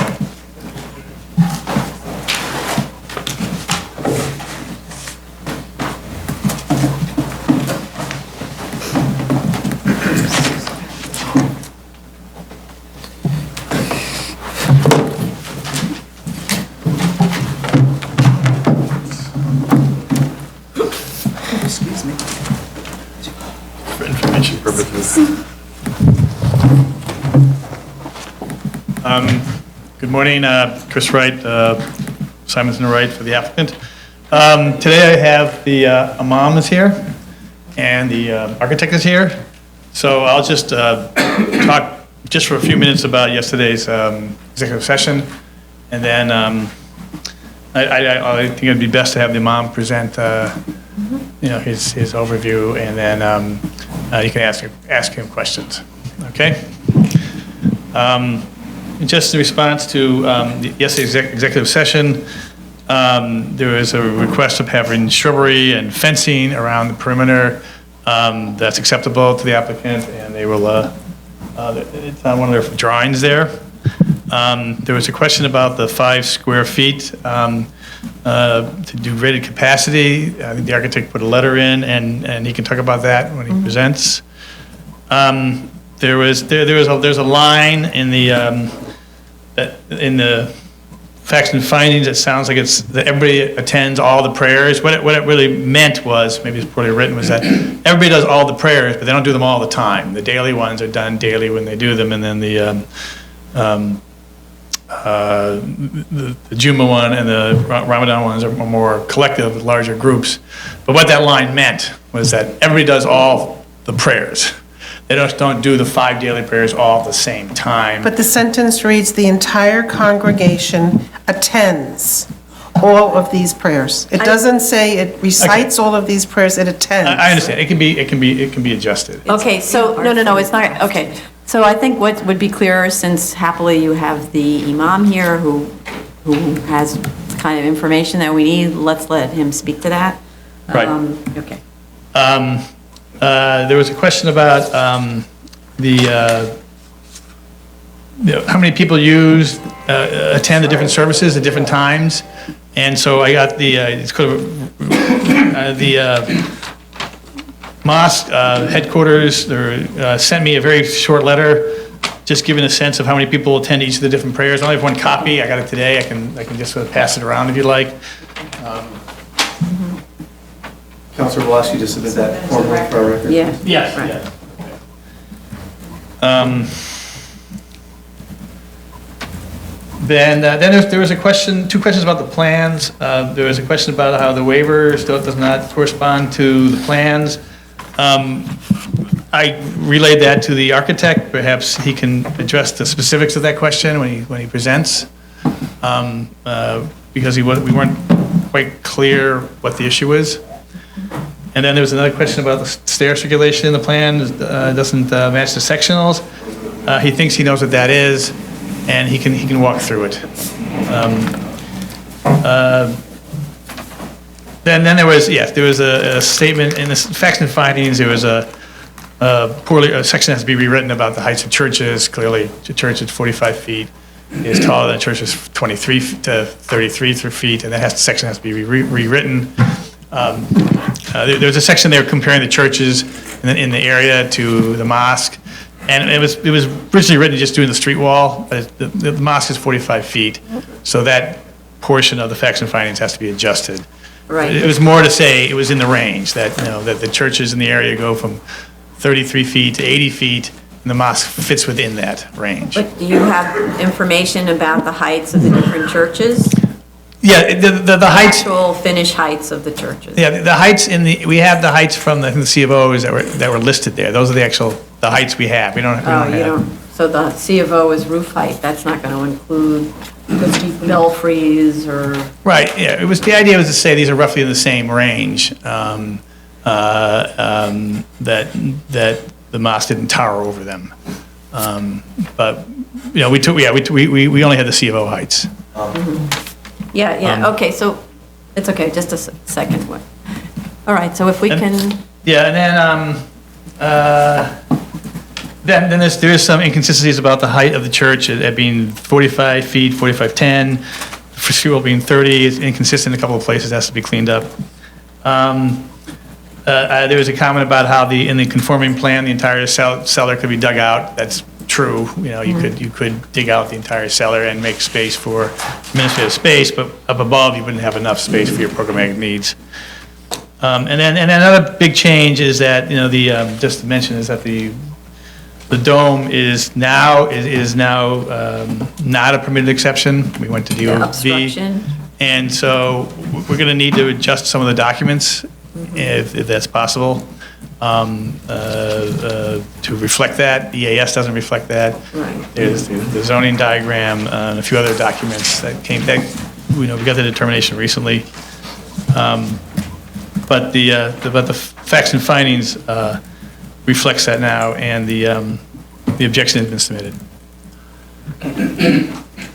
Okay, so if we could have maybe I don't know, who wants to come first? Architect? I think, Or the imam? I think the imam should talk, and talk about his practices and what he does, and answer your questions. I think that's really one of the biggest questions here, is how the services work. So the imam can talk about how the daily rituals work and the different prayers, and he has there's a statement in here that was submitted that more or less describes what he's going to talk about, and then he can answer your questions about how the practice works. Okay, thank you. Hi. Good morning. Please state your name, please. Michael Olivieri. So I think you have the paper about the prayer of a Muslim. That's what I was told I was supposed to speak about. Basically what a Muslim does when they enter into the mosque, and that is the French word of it, we call it usually a masjid. That would be the Arabic name of it. So what a Muslim does is basically they come for their 5-time prayers at the mosque. The 5-time prayers are, those are the daily obligatory prayers, which is the Fajr, which is the morning prayer. I have mentioned it there. That prayer, it's different timings. It could be 5:30, and then when the sun comes out later, it could be all the way at 6:30. So anywhere between 5:30 and 6:30, that's the first morning prayer. That prayer, we get the most less people coming. Most people do not come for that prayer. It's very early. People have to go to work and things like that. So all these prayers, of course, can also be done at home. There's an option to do it at home. The best place to do it is in the mosque. It's the most rewarding according to the Islamic traditions. So the first prayer is the morning prayer. That prayer only lasts for about 10 minutes. It's and what they would do, a Muslim would do, is basically, first of all, they usually wash themselves. They perform a religious ritual washing, which would mostly consist of washing the hands up to the arms, washing the feet, washing the face. These are the places that we usually wash before prayer. And that basically gets us spiritually and physically ready for prayer. And then the person prays. Usually we pray behind what we call an imam. That would be myself. One leader would speak from the verses from the Quran, the holy book of the Muslims, and he would recite the beginning of the Quran, which is called the opening, and then tag on with that another few verses of the Quran. Fajr is usually a little bit longer in the morning time. So it's basically prayed in units where we stand, the imam stands forward, and then the congregation stands in lines behind without any chairs. If there is needed, for example, for the old people or someone with a back problem, then you could do it on the chair as well. And the one unit would consist of the recitation of the Quran.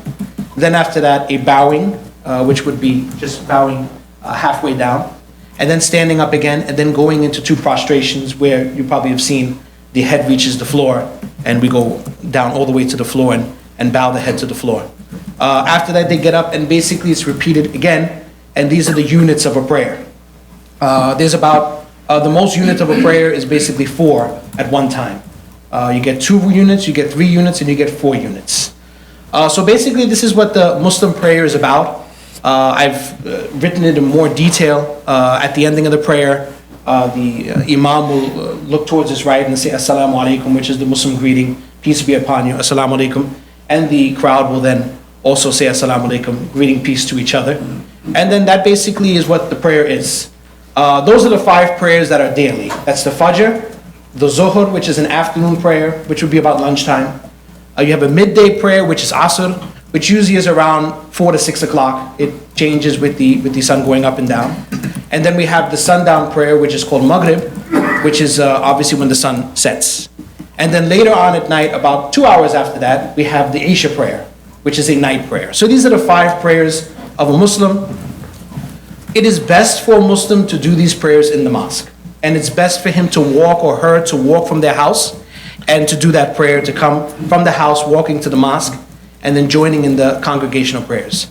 But as I said before, since it's an option, we're looking at maybe 15 to 20 people for each prayer for them to come.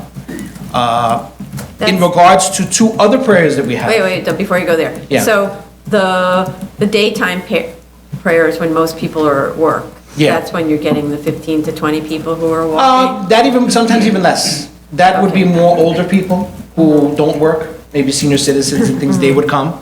And then obviously those people who work for in Manhattan or work in another place, they would do their prayers in their areas, or if they get the lunch break, they're allowed to do it in the mosque, or they would do it in their jobs. So the Dhuhr and the Asr is probably one of the more less attended prayers, being that people are at work.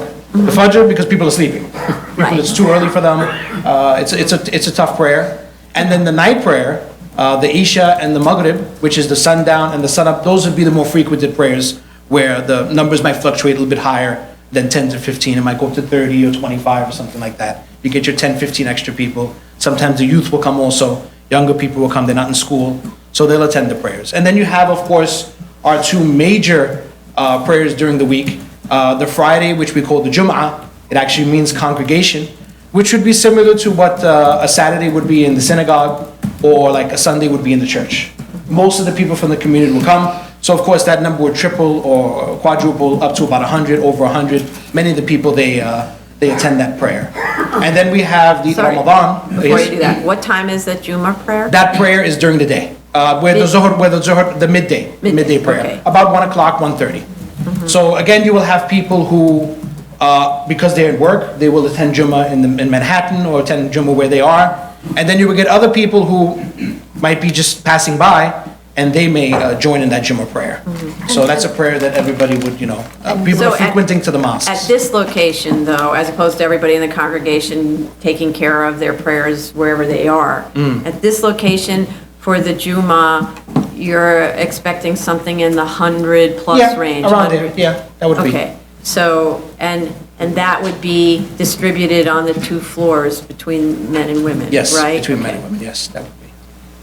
And the period of the prayer would be still in that 10-minute range or so? The prayer itself is about 10 minutes. Before the Jummah, there usually is a sermon given. It's a sermon, it's half in Arabic and half in English. That's where the Imam will deliver his message weekly, talking about different issues and things like that.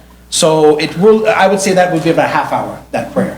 But the prayer itself, where we're talking about the units and the prostration and the exact prayer, which a lot of people sometimes they cut out the speech, they don't come for the speech, and they'll just come in the last minute and get the prayer, because that's really what the purpose of the Jummah is, the prayer. So that is only, again, about 5 minutes. It's like any other prayer. 5-10 minutes at best. So when people come, do they come right inside the mosque, or is there like reason, because it's community, so is there reason people kind of hang at the end of the prayer, or do they go back to their... Yeah, usually they would come straight to the mosque inside. Entering the mosque and leaving the mosque also is considered a worship. There's a thing we say, we enter with our right foot, we leave with our left foot. And after, of course, conversating, people may do that. With most mosques I've been in, it's always discouraged because you're in an area where people live and things like that. So we don't want any groupings. So it usually would, daily would be told to everyone that don't do that and don't gather and things like that. But of course, people will gather and they might do that, but I don't think it would be something that would be a norm or something like that, or something that would be noisy and things like that. Youth coming to the mosque, it's not so much. We don't have many youth. There is a gap between the older people and the youth, like in most religions these days and most religious places where we stay. So there wouldn't be too much noise and things like that if there was any gathering. It would be older people just talking and things like that. Do you intend to have a call to prayer? Yes, of course. There's always a call to prayer. But of course, that would not be done, I would think, be done on a microphone or anything like that, which would disturb. It wouldn't be the community. amplified. I'm not sure. I haven't discussed that with the mosque, but I don't think it would be amplified. No. In most mosques, we don't amplify it because that is a disturbance to the people around. It's just in the mosque. If you're in the mosque, you would hear it on the speaker, but you wouldn't hear it out the mosque. So in other words, it's something where people have come, they're in the lobby, they're still chatting, and then there's a person who calls, come inside. Calls the prayer, yeah. Yeah, okay. Well, the call for the prayer is adhan. That is also a religious thing, what you're talking about, where we say Allah Akbar, Allah Akbar, that one. Of course, in many Muslim countries, it's screamed out on the speaker and things like that. But obviously, most mosques here don't do that unless it's a Muslim neighborhood where people don't mind. But in this case, I don't think that would be the case. What are the occasions when you have more than 100 or 200 people? What are the big... That would be Ramadan, a month stretch of Ramadan. That would be there. We'd definitely have more people. The Jummah prayer. And if by chance, if there was some program, a visiting scholar or some type of program, a religious program, let's say about coming more to the mosque, or how to treat the husband treating the wife treating the husband. These type of programs that we have every once in a while. So there would be probably more people, but it would not be as much as Jummah or as much as the Eid prayers. So Those are much larger. What are the frequency of those events? Of the visiting scholar type? Maybe once a month. And Maybe large events like that. Maybe So once a month. Once a month you would have a pretty big event. Quite possibly once a month. Which would probably go up to about 50 compared to 15 and 20. But when you're having kind of like a lecture series, isn't that, you have chairs? Usually they'll sit on the floor. Muslims are they're very comfortable with sitting on the floor, especially in this area. You have predominantly Indian, Pakistani people. So, I mean, they even eat on the floor at home. So, chairs, I mean, they feel more comfortable on the floor than chairs. But there are chairs available. There are some classes that may be held where it will be more of a class environment, for example. If there's some lecture being done on a projector or something like that, and the mosque feels that chairs are more appropriate. So you have those type of things, class environment and things like that. But usually most of the programs are done on the floor, and this is something that is very normal in a mosque. So can you explain like what happens during Ramadan in terms of the number of people who come and so on? Ramadan, basically the number of people coming during the day is basically the same because the prayers are the same. People are fasting, so sometimes they get a little tired during the day. Our main group, our main grouping and main people will be coming at the time of what we call Maghrib, the sundown. That is where the people break their fast. So sometimes, usually people break fast at home because the home cooked meal after fasting is much more enjoyable. The women cook and things like that, and they prepare meals and things like this. So they usually stay at home and do that. But there are a large amount of people who will come to the mosque because it's Ramadan. It's a special time. It's a time to be ultra religious. The rewards are more in doing the deeds. So they will come to the mosque and they will break the fast in the mosque. Breaking the fast does not mean having a happy meal. It means just a date. We usually break it with dates, maybe a cup of milk, maybe water, which the mosque would provide. They sit on the floor, they break the fast, and then quickly do the prayer. After the prayer, then the people go back home and they usually eat their meals at home. And then they return back for the night prayer. The night prayer is where you get most of the people because there's a prayer that we call Tarawih, excuse me, which is a much longer prayer. That prayer is about an hour long. That is where usually a younger person from the community who has memorized the whole Quran, because we have people in our community called Hufaz, where they have memorized the whole Quran. The Quran is about 600 pages long. So they memorize the whole Quran. They stand as the imam, as the leader, and they recite the whole Quran every night. The Quran has 30 parts to it, so each night one part is completed. So he does that without looking. The people stand behind, they listen, and that usually takes anywhere from 45 minutes to an hour.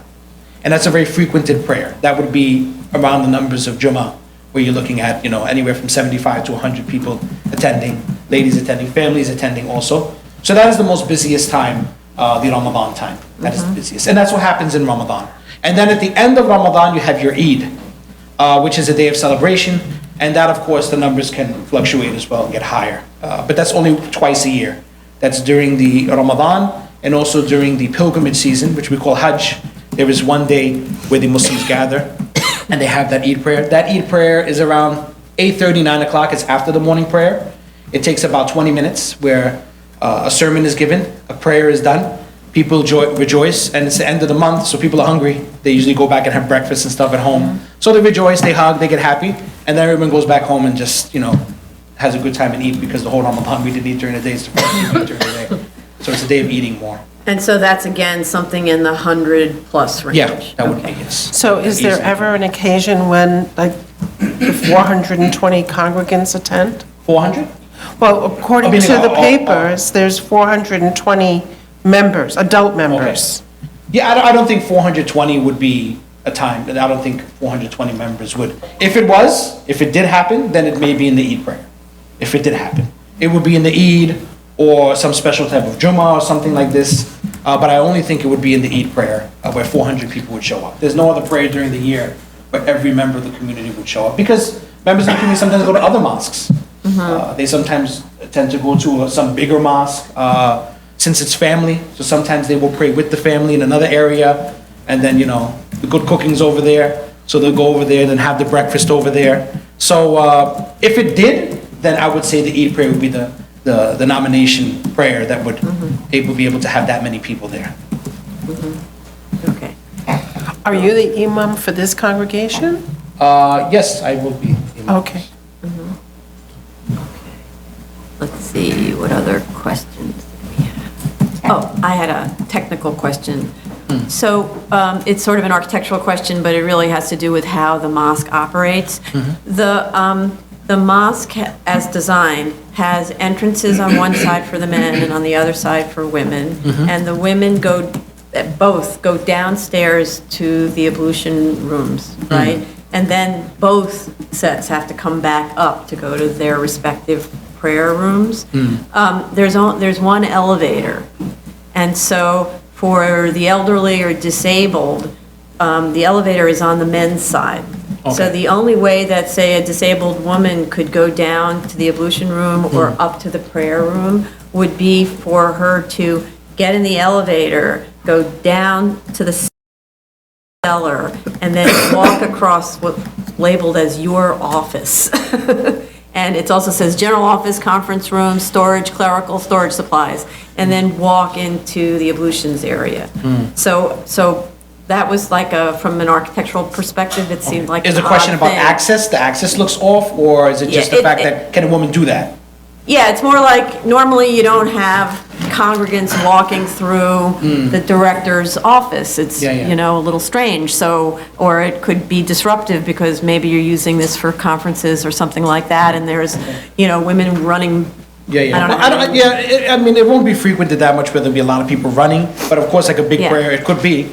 I'm not sure. I think that's something better for the architect to do. But in most of our mosques, I mean, the imam's office or something, the imam is there to serve the community. So it's not far-fetched for the imam's office to be right smack dead in the middle of the hallway and people walking around, knocking on his door. He's not in a very private sector. He's supposed to be in a sector where people have access to him. So in regards to that, in regards to being a disturbance, I don't think. In regards to access, I think maybe better the architect, if that's a problem or a person who is physically able has to go through that whole thing, I think maybe he can. No, it's really not that. It's really has to do with as long as it's okay. I don't know that this would happen it's no so problem. often, I mean, the separation between the male and the female in the mosque is a preference. It's good. It's great, and we try to do as much as we can. Where we can't do it, like after the gathering, women and men coming out of one exit, and the mother and the daughters and everyone, there's no problem with that. That's no problem with the community. We don't have a problem with that. It's just basically mostly in the prayer, we are hoping to be segregated. The women also like to be segregated in the prayer because we do go into positions where Islamically the men and the women feel uncomfortable in front of each other if they are not relatives, going down in sajda and things like this. So in the prayer, that's where we really want to be separate. And have their own quarters. If they want to make the ablution also cleaning themselves, they can do that privately. After that, in regards to after the prayer and leaving or before the prayer coming in, there's no really problem with mixing or them coming into the same door and things like that. It's not a big deal. So when the women are in their prayer space, how do they hear you? They would hear through microphone. Oh, so is there a video? They would hear through microphone, yeah, and there most likely will be a screen there where they can see the imam also. The camera's on the imam, and they're able to see the imam as he prays, just in case the microphone goes out, so then they can see it and they know what the prostrations are. Okay. Even sometimes if the microphone goes out, we will have someone very loud in the back. We call him mukabbir, where he screams out, Allahu Akbar, and then they can hear upstairs and they can go down. But that's an emergency situation. Most of the time, the microphone will do fine, and they'll be able to hear that. Any other questions? Okay, thank you very much. Thank you. Have a great day. Thank you. now the architect, that would be helpful.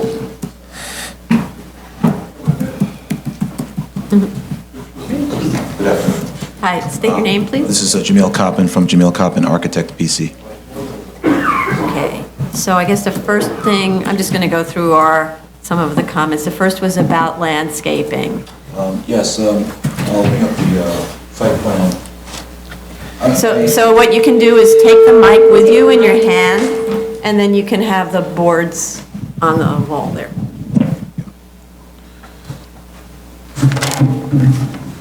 Okay, this is the site plan. It doesn't show it here, but I will submit a plan. I'm going over it with the landscaper.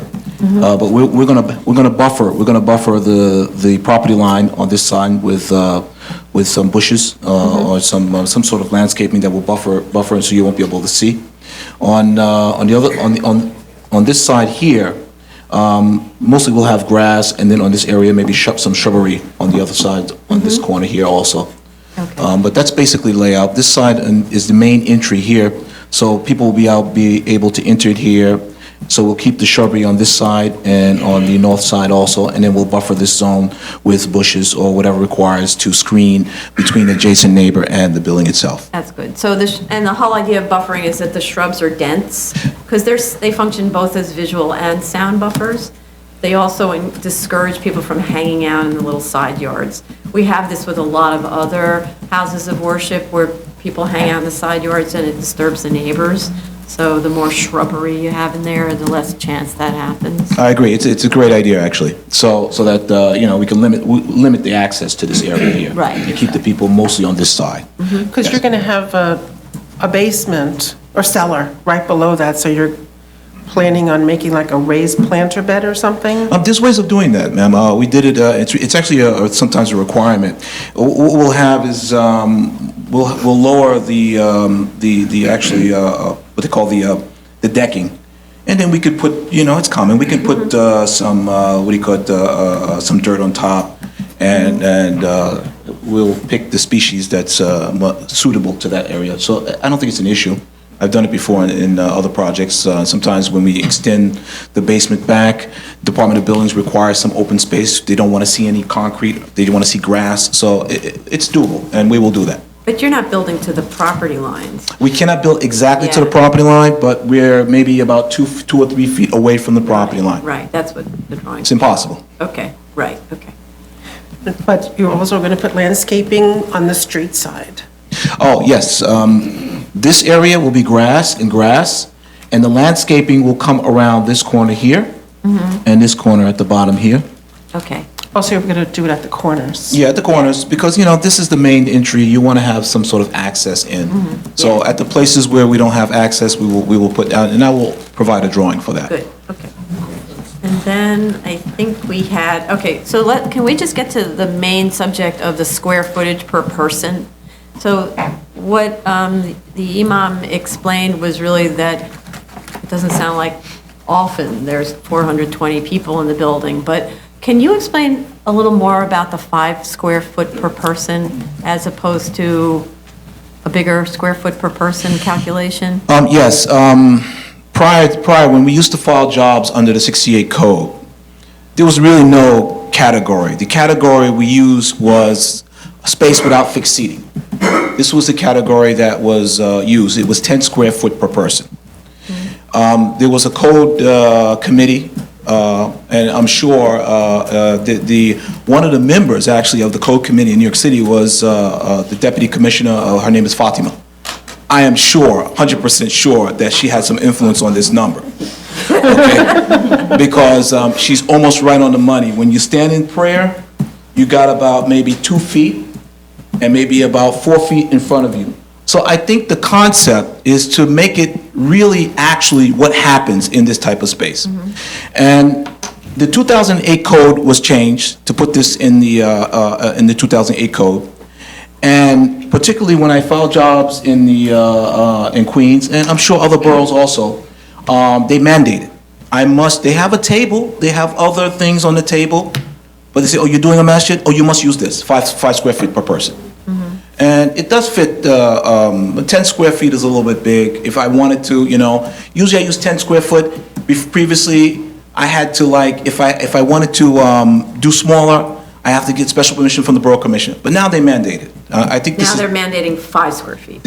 you must. Okay. You must. So when you came up with the 420, and maybe that goes back, another question for the imam. Is it the 420 because you just did the math on the space, divided by 5, and you get your 420?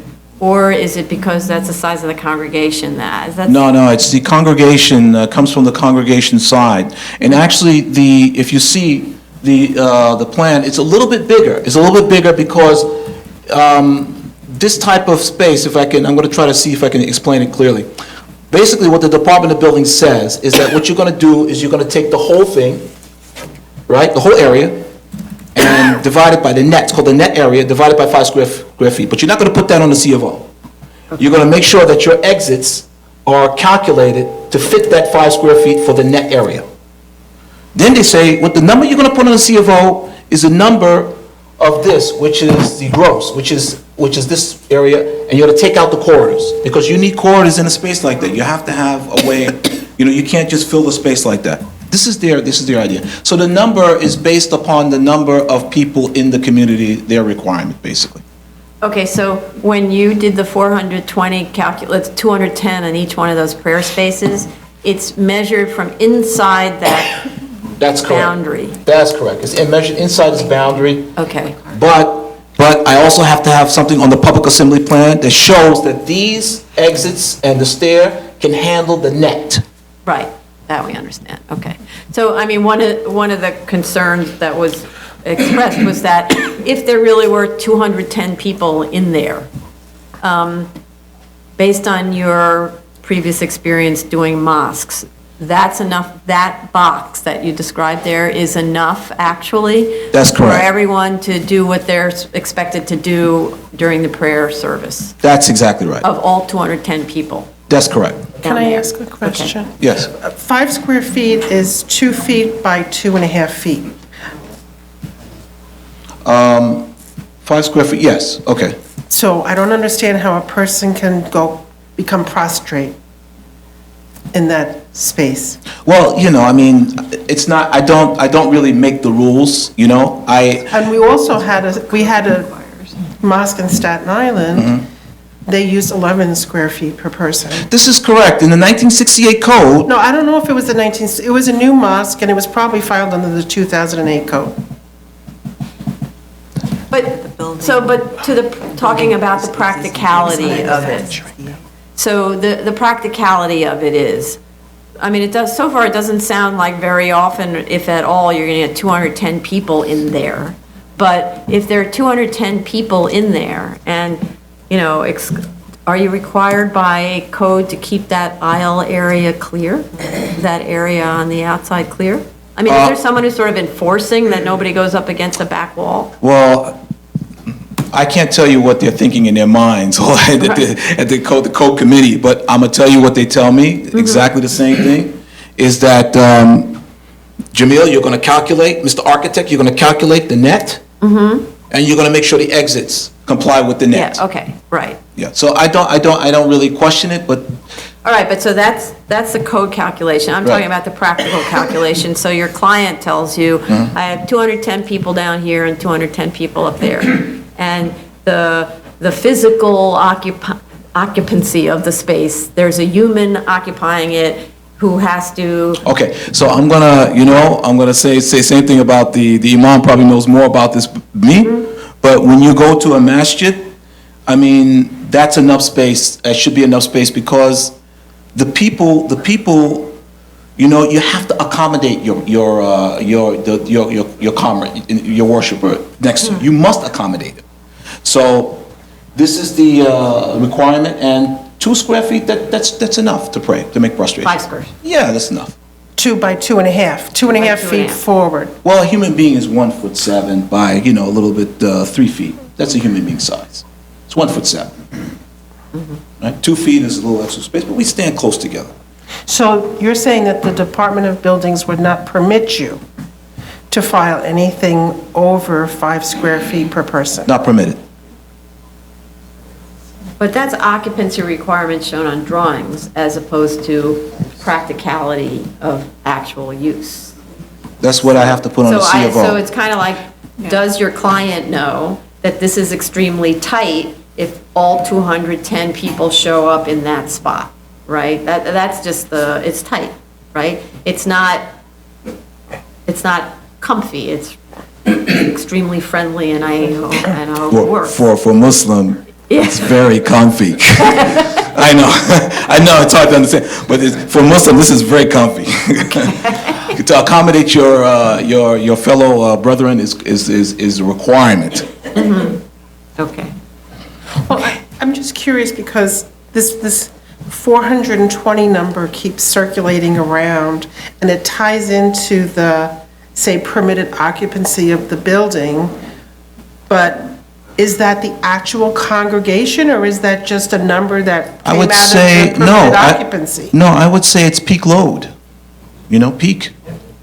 I mean, that's what it is. I mean, at the peak season, that's what you can handle. That's what the building can handle. It's what's going to be placed on the C of O as required by the code. Yeah, well, that's what's allowed on the C of O, and the PA permit will show 210 on each space. You would have to. You can't undercount. Right. It can't be a larger amount of square footage because the building. Well, I'm just saying that the number of congregants could have been 350. And, allowing some room to grow. I think we're asking the architect to respond to the size of the congregation. That's really the imam's department, so let him come back for that. Let's continue if we have other questions for the architect. I think there was a question about the staircase. Commissioner Shanda, you wanted to? Yes. It was just, to me, the plan and the section, it wasn't clear to me. It seemed like they were not coordinated. So if you can please walk me through the stair circulation, especially the stair circulation at the corner of Parsons and 43rd, going from the ground floor down to the cellar and above. Yes, sir.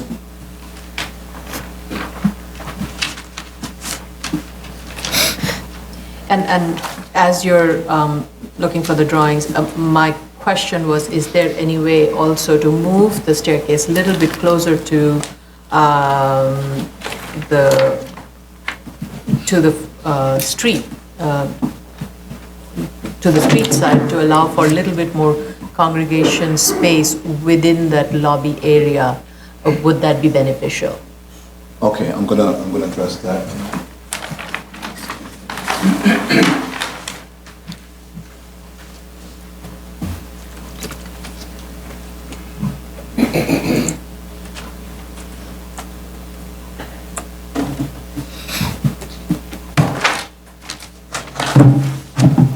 Okay, this is the sections. Okay, the reason why, I mean, this is the best, in order to make the best use of the site, I put the stair corridors on either side.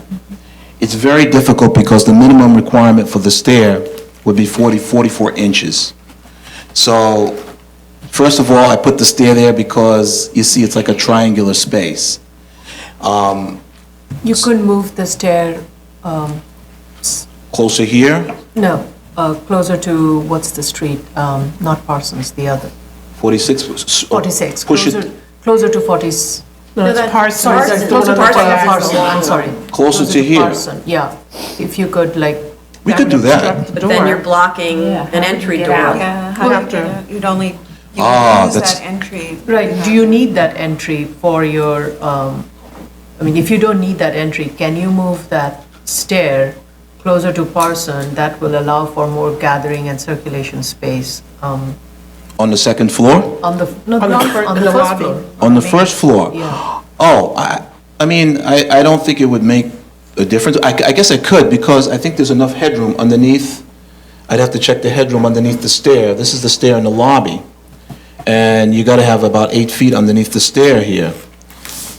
We could, I guess we could move it over, but the space remains the stair, I mean, the stair is the stair.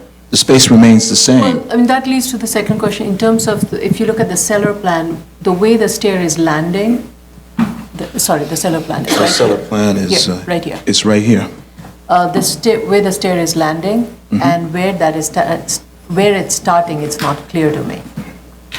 Oh, because it's not, okay, so So according to this plan, I would assume, if I'm looking at the cellar plan, I'm assuming the stair is starting, for me to go downstairs, I have to start from where that door is. Okay, we have to correct it. That's correct. Because this is the first floor plan. Yeah. So you would be, this is first floor plan, Yeah. this is incorrect. Yeah, so just for that reason, I was thinking, would it help if you move the stair closer to Parson and that allowed for the circulation to go up and also to go down? Probably have to go up the other way. Yeah. I'm not sure the stair's in the wrong place. Those walls don't line up. The staircase, the wall of the Right. prayer room is not the same as the wall of the bathroom. Right, because the cellar's much wider. Yeah, the cellar goes further into the property, almost to the 2 feet short of the property line, whereas the first floor is pulled back from the property line by whatever amount that is. If you go up, I this think you're way, right. the stair would be, we have to flip, the stair going down to the cellar would be here, going down and underneath the cellar. Or actually here, in the section, we have, okay, I see what you're talking about. Okay, I will coordinate that. Unless it's a straight run. You can't do it Yeah, with a straight I don't know if it's a run. straight run. No, I will coordinate the stair. I'll coordinate it and resubmit the drawings. But in terms of moving the staircase closer to Parsons, then because you certainly don't want to have a door that leads people right in underneath Right. the stair. Right? So that would mean blocking off those doors. But So- why, but there's like 4 sets of, Yeah, there's right. 6 sets of double doors for the men. It's not necessary. Yeah. We can have less. And it might let you do some more landscaping. That's correct. No, she's right, actually. I don't need all those doors. Yeah, okay.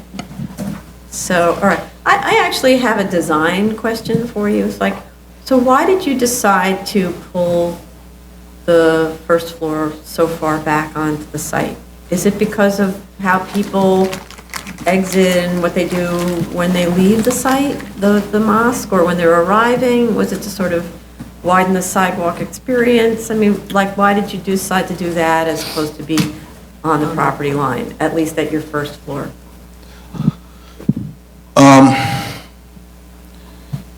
Instead of putting you have to have some sort of green space, some sort of, when you come, you don't want to come directly onto the street. So that's the thing, you want it to be a more gradual arrival, not Yeah, just like yeah. you fall into the building from the street. Yeah, give the people the chance to come out without blocking the street,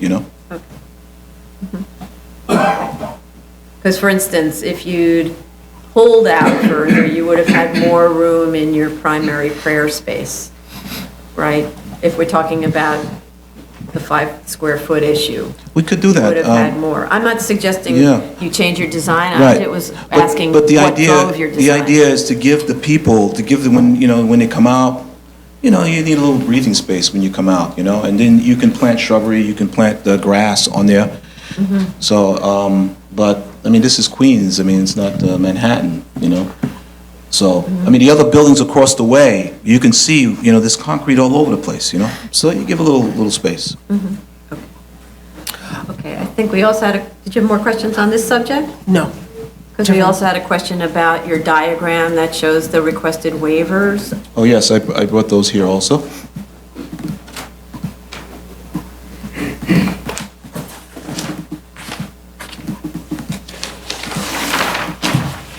Okay, this is the waiver diagram.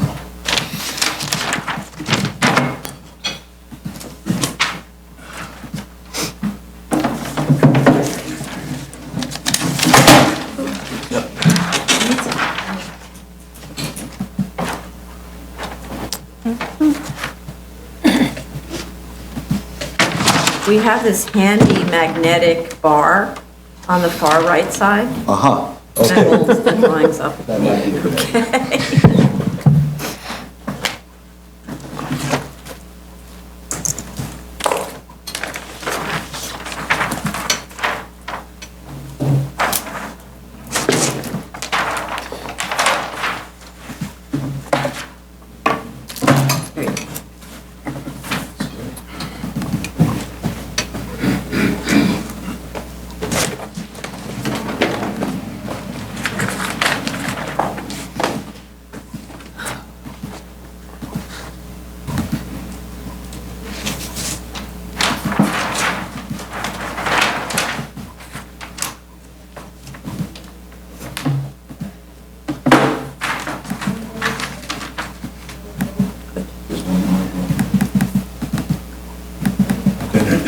is a waiver, this is the waiver. Okay. So Commissioner Shanda, you had questions about that? Yeah, my question was with regards to the waiver. Yeah, it's the top one. This one here. Yeah, can you show me where that is on the plan? Yes, I can. This is a view looking this way.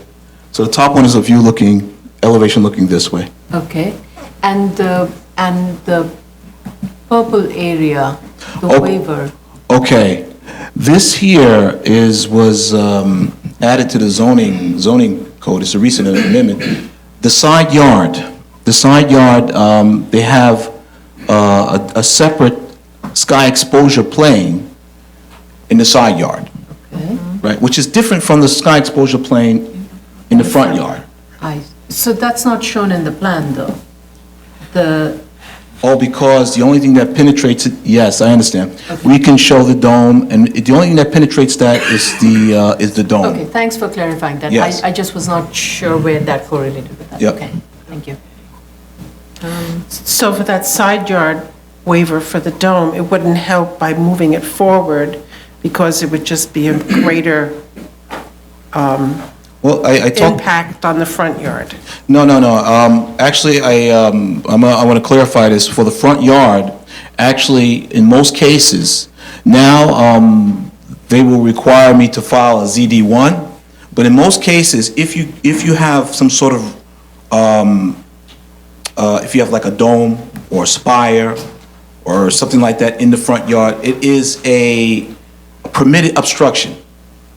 Right? But I can make an argument that it's a permitted obstruction in the front yard. Right. And I spoke to the zoning specialist at the Department of Buildings, and he said, I understand what you're saying, and previously I've gotten this approved on other jobs. As long as the dome itself is not open, then it's not floor area. It's closed. Right. But he said, if you want to do this, you got to go through the ZD1 process in order to do this. This is like a month, whatever, month-long process. But basically, there's a section in the zoning code that says that the only thing there are a list of permitted obstructions in the setback, and one of those lists is church spires, things like that. Right. But in the side yard, there is no exceptions. Right. In the side yard. Okay. So that's where the permitted obstruction issue. It's not but you're also talking about height for permitted obstruction. Is that because it's higher than the maximum, whatever it is, 35 feet? No, the reason is because it pierces the sky exposure plane.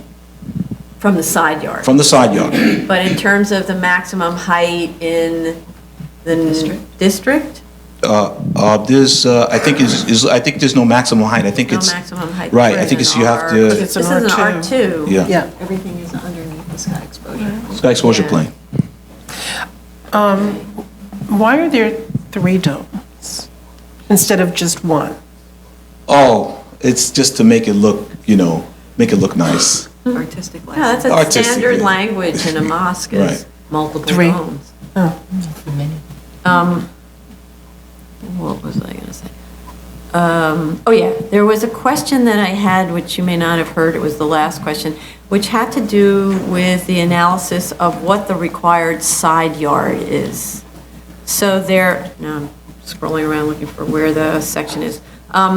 There's a required side yard in section 24-35 that looks at the aggregate street wall width. Okay. This isn't, the Department of Buildings, from my practice, interprets this as, if you have a street wall, right? And your street wall is over 80 feet, then you have to take 10% of the frontage.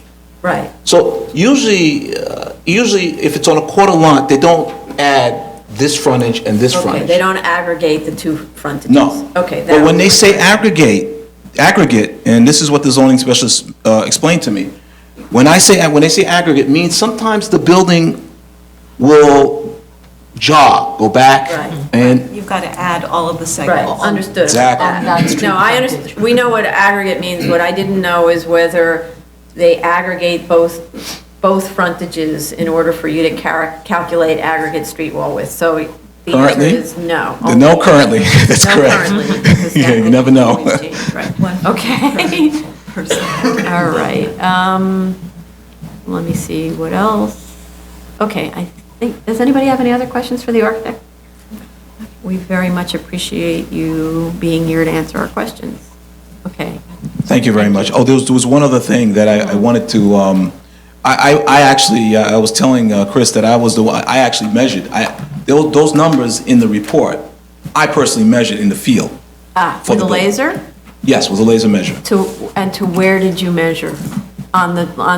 Did you measure to the highest element of the structure? Yes, the peak. So even if there was a belfry or a steeple or something like that? There is a steeple. The steeple I had to estimate.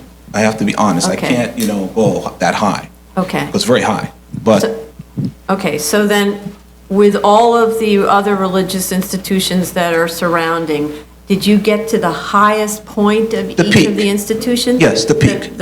When you say peak, is that the roof peak or the highest element, like the dome or the steeple or whatever? no, the roof peak. Okay, so There's a steeple that goes much higher. because when we talk about the top of the dome and the subject of, originally we thought a dome is a permitted obstruction, but in fact it's not viewed that way here.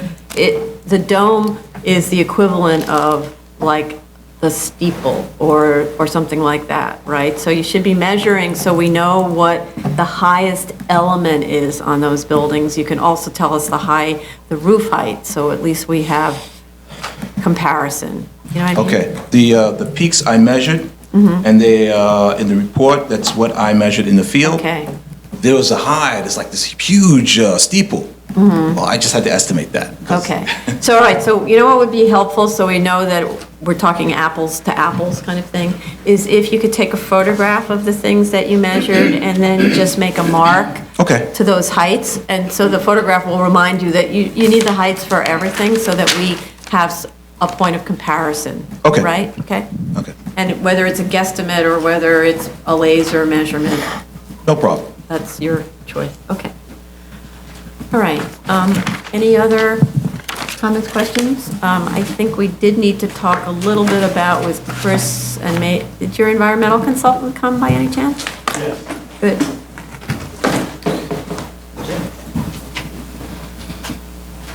So maybe bring Jim up? Oh, Jim.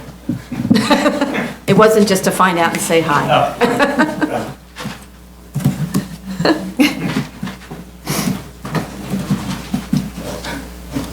Good afternoon, Commissioners. James Heineman, Equity Environmental Engineering. Thanks for coming. So can you just talk about the parking subject and? Yes, well, as you know, the application does include a waiver of on-site parking. So therefore, what we did was we did a survey of curbside parking during the peak period, the routine weekly peak period, which, as the Imam mentioned, is the Friday midday Juma services. That was the period that we did our curbside parking inventory within a few blocks of walking distance of the mosque.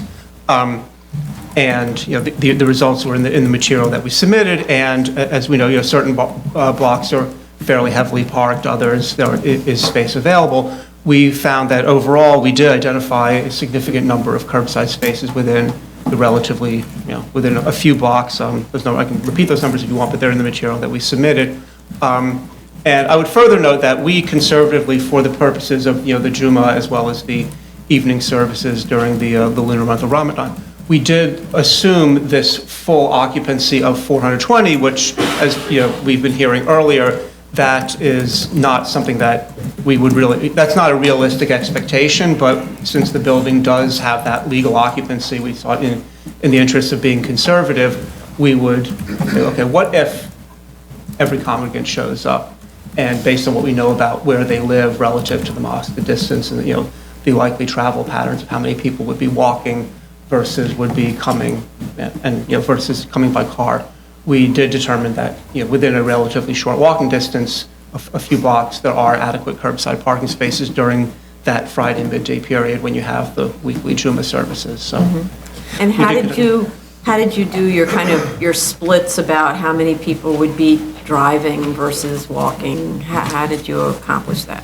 Okay, this is based on information that was provided to us by the mosque based on their current, operations where they're already operating. And we assumed, again, we assumed a 10% of the congregants would drive.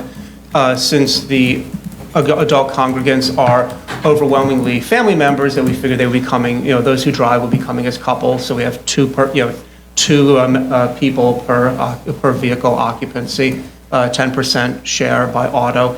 And additionally, as I indicated, I think we probably overestimated the number of attendees at the various worship services, both the peak period of the Jummah and the evening services during Ramadan, as well as the others. We would have maybe 80, we might have up to 80 or 100 people coming during the less attended prayers, whereas, as the Imam indicated, probably more like 20. And the 420 for the Jummah, whereas he indicated it's more like 75 to 100 is a more realistic number. So then you assume that the worst case scenario, 420 people, of which 42 effectively are driving, and then you assumed two people per car. Which gets you down to 21 vehicles, correct. Okay. And then you found during those peak times that were discussed, that are during Jummah, Eid, and general Ramadan, that there would be spaces on site? I mean, on parking on street What we parking? did was we did do during the, our survey was conducted during a Friday midday period. We did not attempt to, do, for example, the Eid, the end of Ramadan. We did not identify a separate time to do that. We looked, the survey that we did was during the Friday midday period. So it didn't include any nighttime? We did not do survey, a late night survey, correct? Which would be the time for the night service for Ramadan? Yes. Which would be every day? Every day during the lunar month, yes.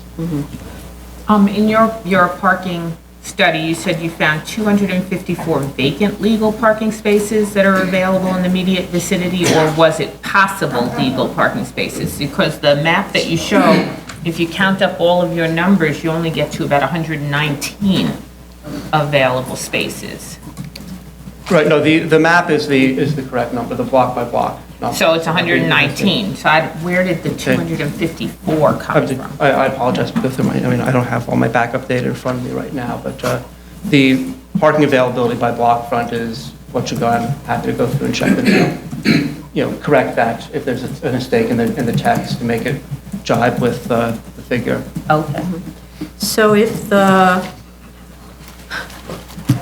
evening prayer is the one that has more attendees occasionally, right? Then shouldn't you have also conducted an evening availability?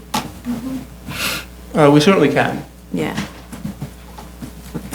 And include that worst-case scenario, too, where you've got, for the month of Ramadan, you've got that evening service, which would probably be more heavily attended, admittedly, maybe not reaching 420, but clearly reaching over, 150 or so. I would defer to the Imam in terms of the number of people who come, but we would certainly, we would count spaces. You should coordinate that, Sure. whatever that number is, the highest agreed. number that happens at night when most people have already parked their cars and are like in their homes eating or whatever. You should look at the worst-case scenario, right? And then see how many spaces you have. Right, because if and it's a question because I don't know the answer, and maybe the Imam could speak to that. I mean, for instance, if you're going to these special events, do you go home first, park the car, and then pick up the family and then walk? Or do you drive directly from the office? Maybe you don't even go to the office, so maybe that's the day when you don't go.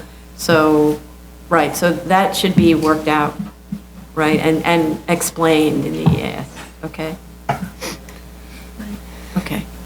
Any other questions for Mr. Heineman? Thank you. Thank you. Okay, so maybe just one last question for the Imam, just to clarify about the number of congregants. I thought I was done. State your name for the record. Michael Oliveri. Okay, so you heard us going kind of back and Yeah, forth yeah. trying to understand the actual occupancy at its peakest moment. The concern about that is there really enough space for the congregation to really accommodate the needs? And also, would there be a time when, would there be enough time to, would there be enough parking to accommodate? Because we're trying to understand how many people would be actually driving for the events where there are a lot of people who come. Whatever the lot of people is, that's part of what we don't totally understand. Okay? Okay, well, the events where I said before where we would have possibly all the attendants coming, that would be maybe twice a year. And that's in the morning time, around 9:30, 8 o'clock, and that would be the 2 Eid prayers.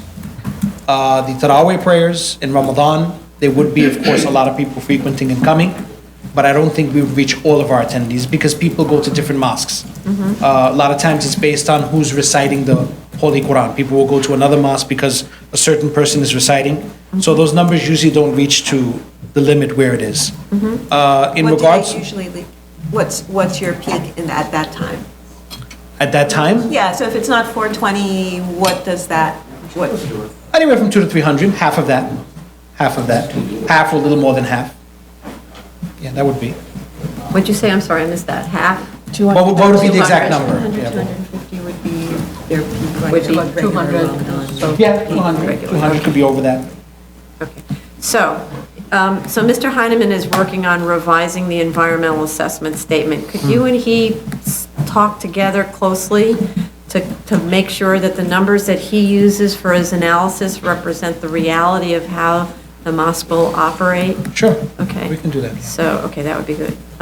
Any other questions that we have? Okay. Just if we've received a list of all the congregants? I believe. No, we're not asking for that. But usually for a parking waiver, No. no? No. Never mind. Okay. Am I really done now? Strike from record. Okay. So, so I think we're done. Okay. Thank I'm you. here though, if you need to call back again. Okay, I thank just you. have Oh, one more question. question? Okay. Imam, I have just one question.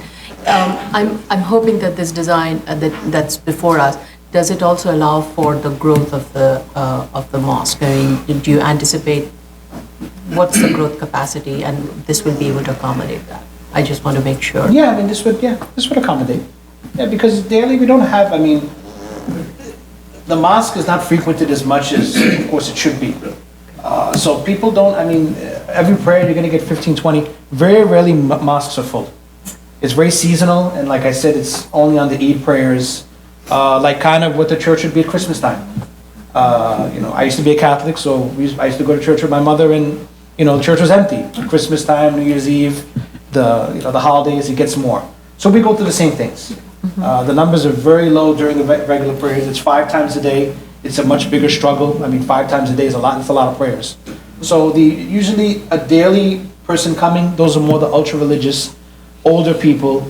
A young person who likes to frequent the mosque, he might do it also. But like I said, the numbers which I said, 15 to 20, it's basically that's what's going to be. Thank you. Thank you. Okay. Thank you. Mr. Wright, do you have anything you want to add, or otherwise we'll go to the public testimony? No, that completes the presentation for now. Okay, thank you. All right, so... Officials first. Yeah, Mr. Avella, Assemblyman, yeah. Senator, sorry. Good afternoon. Senator, It was sorry, I morning when demoted we you. were first here. State Senator Tony Avella in opposition to the application. Obviously, you have previous testimony from the last hearing, and my office emailed 5 pages this morning in reference to the latest revisions. I'm not going to read it. It doesn't really change what the basic argument here is, and many of you have asked the right questions. This is just too small a site for their needs. With a congregation of 420, this site cannot handle this. It's unfortunate that they bought a site that is too small for their needs, but that doesn't mean that we have to accommodate them to squeeze in as many people and a building on a site that's too small. And I can tell you, I have a large Muslim congregation in my Senate district. I have been to numerous mosques at prayer time. They're usually, even with the bigger sites, which would be 3 to 4 times bigger than this, they're at capacity, especially every Friday, for every Friday prayers. And in fact, in a lot of occasions, they extend onto the property right outside the building. All I can say is, the bottom line is, I understand their needs, but this isn't going to fill their programmatic needs. It's too small a site. They're asking for way more than the minimum variance, and there's no room for expansion of their congregation. And in terms of the parking issues, obviously the environmental expert didn't do the proper parking study. They need to redo that. I would ask for an independent parking study. And although my experience has been a lot of the congregants of mosques will walk to the mosque. Even the imam sort of alluded to the fact, though, there are many members of the Muslim faith who will go to other mosques because they happen to be in that neighborhood at prayer time. So the parking numbers are skewed to be slightly higher than what you would think for that normal mosque. And I've seen this from personal experience. So I ask you to take into account all of these issues. I would like a transcript because I'm not sure I agree with everything the architect said in terms of the zoning. And when it comes down, my final comment is when it comes down to the parking waiver, as some of you know, when I was chair of the zoning committee for the city council, I initiated that change to put in parking requirements for houses of worship. Please don't undo that. There's a reason for that. There's a reason why we did that.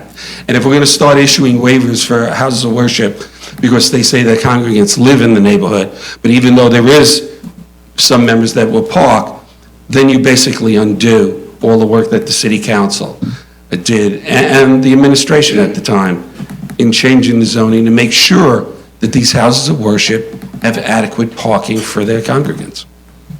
Thanks a lot. Thank you. You can also watch us on a video, so you don't need to really have. Yeah, well, I'd like the transcript so I could go over little by little, item by item. But I appreciate that, Madam Chair. Okay, thanks. Next speaker, please. Please state your name for the record, and you'll have 3 minutes each. Please respect the 3 minutes. Good afternoon, Madam Chairwoman and everyone else. My name is Tyler Castle. I'm the Community Board 7 Committee Chair for this application. In spite of the attorney comments, there's still several problems with the application. The parking waiver. Parking waiver exists for congregations that live within 3/4 of a mile of their house of worship. It's designed for religions such as the strict Jewish faith where members are forbidden to drive or ride on the Sabbath. In such cases, no vehicles would need to park at the house of worship. This is not the case with the Muslim religion. The Holy Quran gives blessings to those who walk, but does not forbid driving or riding to services. The applicant states that about 10% of their congregations will not walk to services as they do at other mosques around the city.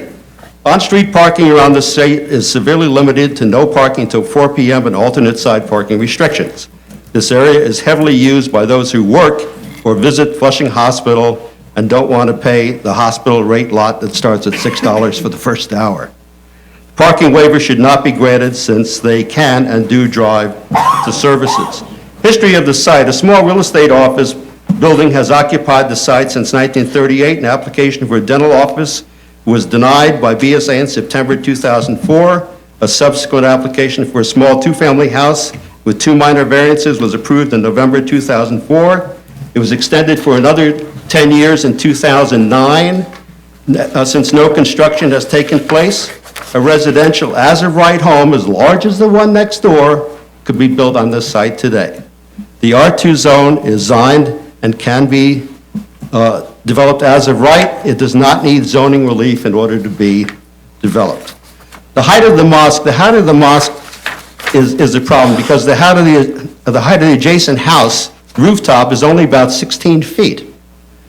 Even a permitted 25-foot wall would block air and sunlight to them. Adding another 5 feet by variance, plus the dome, which totals 45 feet in height, would seal the house's home fate. Sunlight would be blocked from midday through sunset. Such a large building would create a sight-impaired intersection and would also be dangerous to vehicles and pedestrians alike. The neighborhood makeup. The mosque members live about 3/4 of a mile from the site. They shop and frequent the commercial strip of stores on Main Street and Casino Boulevard in the midst of the apartment group where they live. Many attend the mosque nearby on Geranium Avenue. The only reason they would be in this part of the neighborhood would be if they come to Flushing Hospital for medical treatment. Opening a worship center here would bring 420 new people to this already congested area of the community. Programmatic needs. The mosque has yet to explain how they will fit 420 worshipers into the small assembly spaces on each of 2 floors that are rated at 210 persons per floor, one for men, one for women. The mosque membership lists 226 men. By the way, I have a copy of the mosque membership list that I submitted to the board. It shows 589 members of the mosque, 413 men and women. To compound the problem, a small prayer rug is 2 feet by 4 feet or 8 square feet. Using 8 square feet per person, the occupancy rate is reduced from 210 people to about 125 persons per floor. The numbers of this building don't work regardless of where it's going to be built. Their programmatic needs cannot be met using this membership and this building. Conclusion, this application is headed for a disaster. If BSA approves the application and they build the mosque, they will have builder's remorse the first Friday when all the people come to worship at the required prayer. They will have to overflow on the sidewalk and the street, which will create a nightmare scenario for traffic, bus schedules, and emergency services. This reason alone should be enough to deny this application. We urge the board to deny this application. Thank you. Next speaker, please.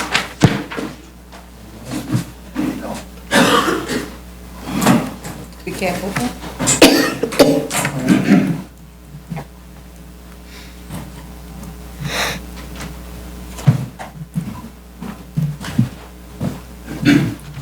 Good morning, Madam Chair, Commissioners.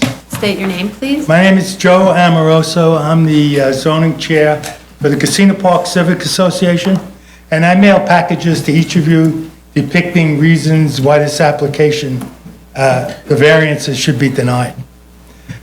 I gave testimony at the February 2nd hearing regarding the fact that the variances, if granted, still do not satisfy the programmatic needs of the congregation. Only 253 of the 420 admitted members can fit in the prayer rooms of the mosque.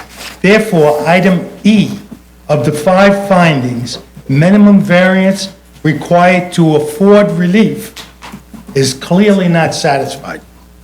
Since it has already been proven that it is not even enough prayer space to accommodate the 420 originally stated members in this building, the overflow will likely pray on the sidewalk and in the streets adjacent to the mosque as they do in other parts of this city.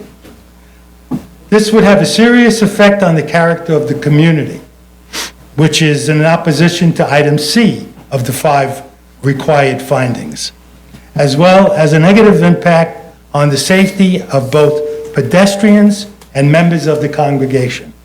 We must also remember that the congregation is very likely greater than 420 stated members, as that was the number submitted more than 18 months ago with the initial filings at the beginning of the ULUP. The congregation's leader stated in their initial filings that their growing congregation was one of the reasons for needing this building. In their filings, there was also mention that there would be school sessions for the children on Saturday and Sunday mornings. The statement was later removed after concerns were mentioned at the CB7 hearing. There is no guarantee that if the applicant was granted the variances and the building built, that they would not use the mosque on weekends as initially planned, thus aggravating an already bad weekend traffic situation. Also, in the package I sent earlier, I reiterated Mr. Wright's own statements given at the February 2nd hearing as reasons for worshipers required to walk to services.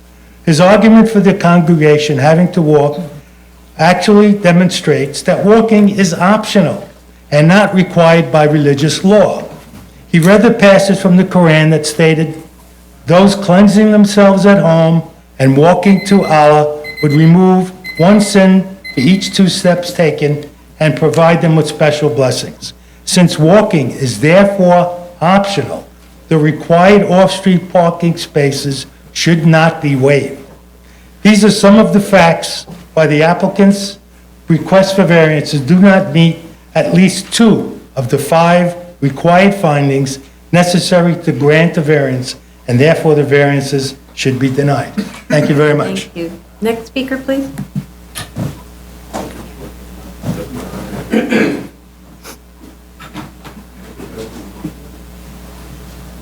Good afternoon, Madam Chairman.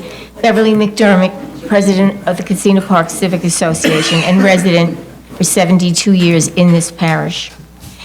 The Casino Park Civic Association has been privileged to bear witness to the power of the community and government working together for the promotion of quality of life issues for many years. Our focus on building and zoning has always taken into consideration the warranted use and construction consistent with the use of all structures in our community. This is not the first time we have visited the proper use of 4605 Parsons Boulevard.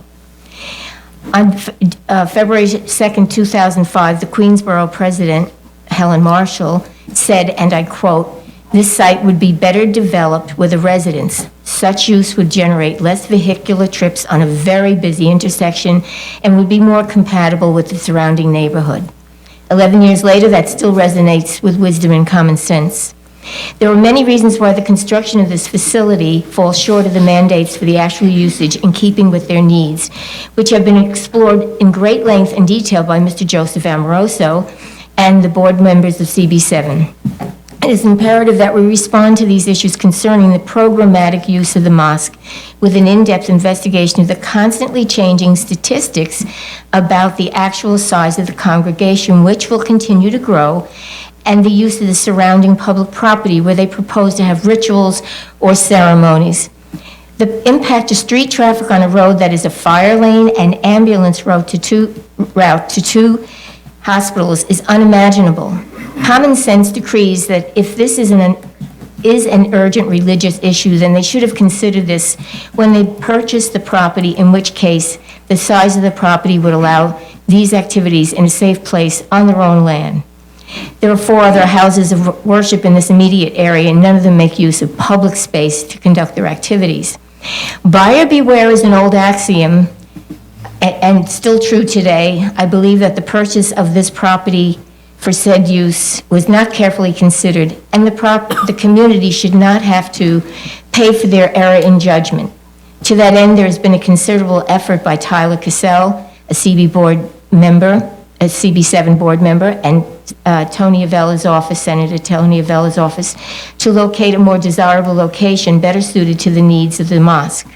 I am also including a copy of a communication sent to me by the previous owner in 2005, in which he details all the reasons that the use of this property is not suited to a religious building, and I cannot believe that he didn't know for what purpose the property was being purchased. As real estate values in this area are skyrocketing and are in great demand, we feel confident that this property could be sold as is to be used for residential housing, which would not be opposed. I have taken the time to observe the activities of a neighboring mosque on Geranium Avenue, about 7 blocks away. And there is an obvious impact on traffic, but it is located on a street off of the main traffic route and does not interfere with emergency services. I made inquiries about the religious instruction classes offered there for the children on a daily basis. Please wrap up. I am. The implication is that it is not unusual to have daily religious instruction for children as many as 600. And while many of them do walk to the mosque, I observed many arriving by cars. I strongly urge you to turn down this request. Thank you. Next speaker, please. Thank you. Are there any other? All these comments are, it's too, the building. Good afternoon. My name is Michelle Amoroso, and I was born and raised within a half-mile radius of the corner of 46th Avenue and Parsons Boulevard. For this reason, I've had to walk and/or drive alongside the property and cross the intersection at least 3 times a week for about 30 or 40 years. There are one-way streets around that corner, which makes it difficult to avoid driving through that intersection to take a safer detour. As it is, the daily and growing bustling activity of the vehicular and pedestrian traffic and the MTA and the emergency vehicles could be treacherous at any time of day. The street parallel to the property is narrow, and any cars that park there cause congestion. A variance allowed for necessary street parking could prove deadly. Current drivers park on the curb and grass, as it is, not to be in the way of traffic. Vehicles need to go around the parked cars, oftentimes slightly driving into oncoming traffic. Each corner of the intersection is a busy bus stop for commuters, and the current plantings and shrubberies cause blind spots and danger, as one can't see around the corner because of them and the strange angle that it's on. As a driver and as a pedestrian, it is my concern that a large building on the property will make it more difficult, if not even impossible, to see around the odd-shaped corner and plantings as one approaches in order to safely turn in or cross the intersection, making it a dangerous place for everyone. It is also my concern that allowing any of the variances for the development of this property as proposed will cause accidents with devastating consequences, not only for the everyday neighborhood passerby or commuter, but also for members of the large and self-proclaimed growing congregation who might even have to take part in prayer outside the building, and for playful children outside of or on way to the mosque who might not be able to see, pay close attention, or understand the confusing traffic on the corner.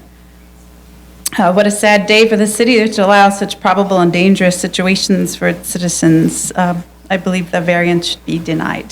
Thank you. Are there any other speakers? Please.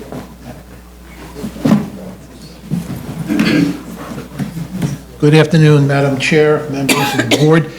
My name is Richard Paschel. I'm a member of the Casino Park Civic Association, and my wife and I live approximately a block and a half from this particular location.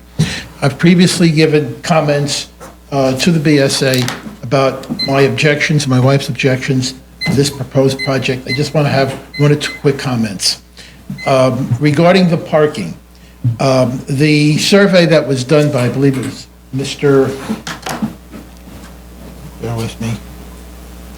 Henneman is totally flawed. As a resident for approximately 30 years, a block and a half from the site, I can tell you that parking is horrendous.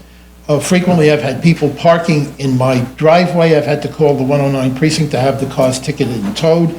Other neighbors have had the same situation. I don't know where he got his information from, but if he would come and really do an honest survey, he would see there's virtually no parking during the day and even at evening because of the overflow to the Flushing Hospital, people who are parking to avoid paying the parking fees.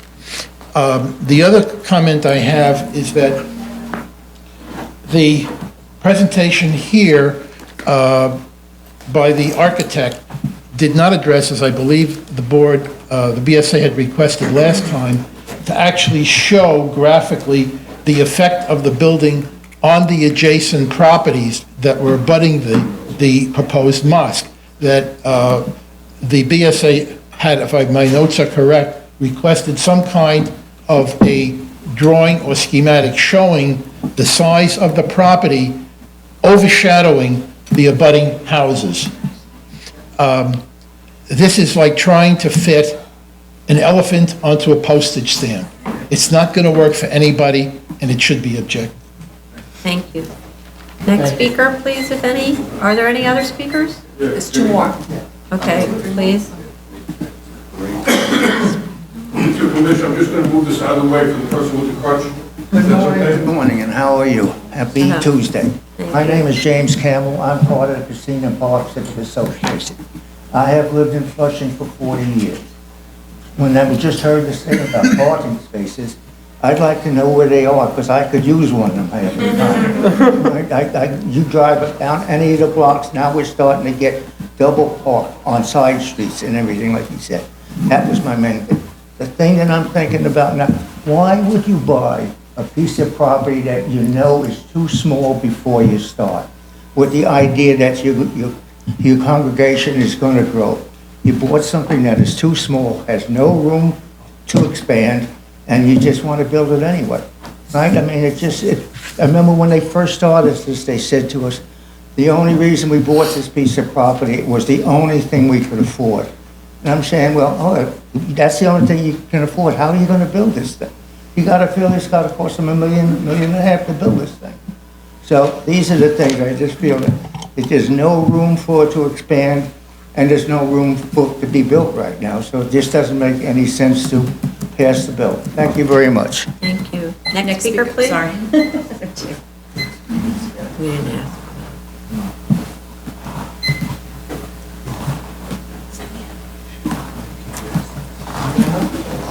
Hi, my name is Kathy Kennedy, and I've been a resident in Flushing, where I live for 60 years.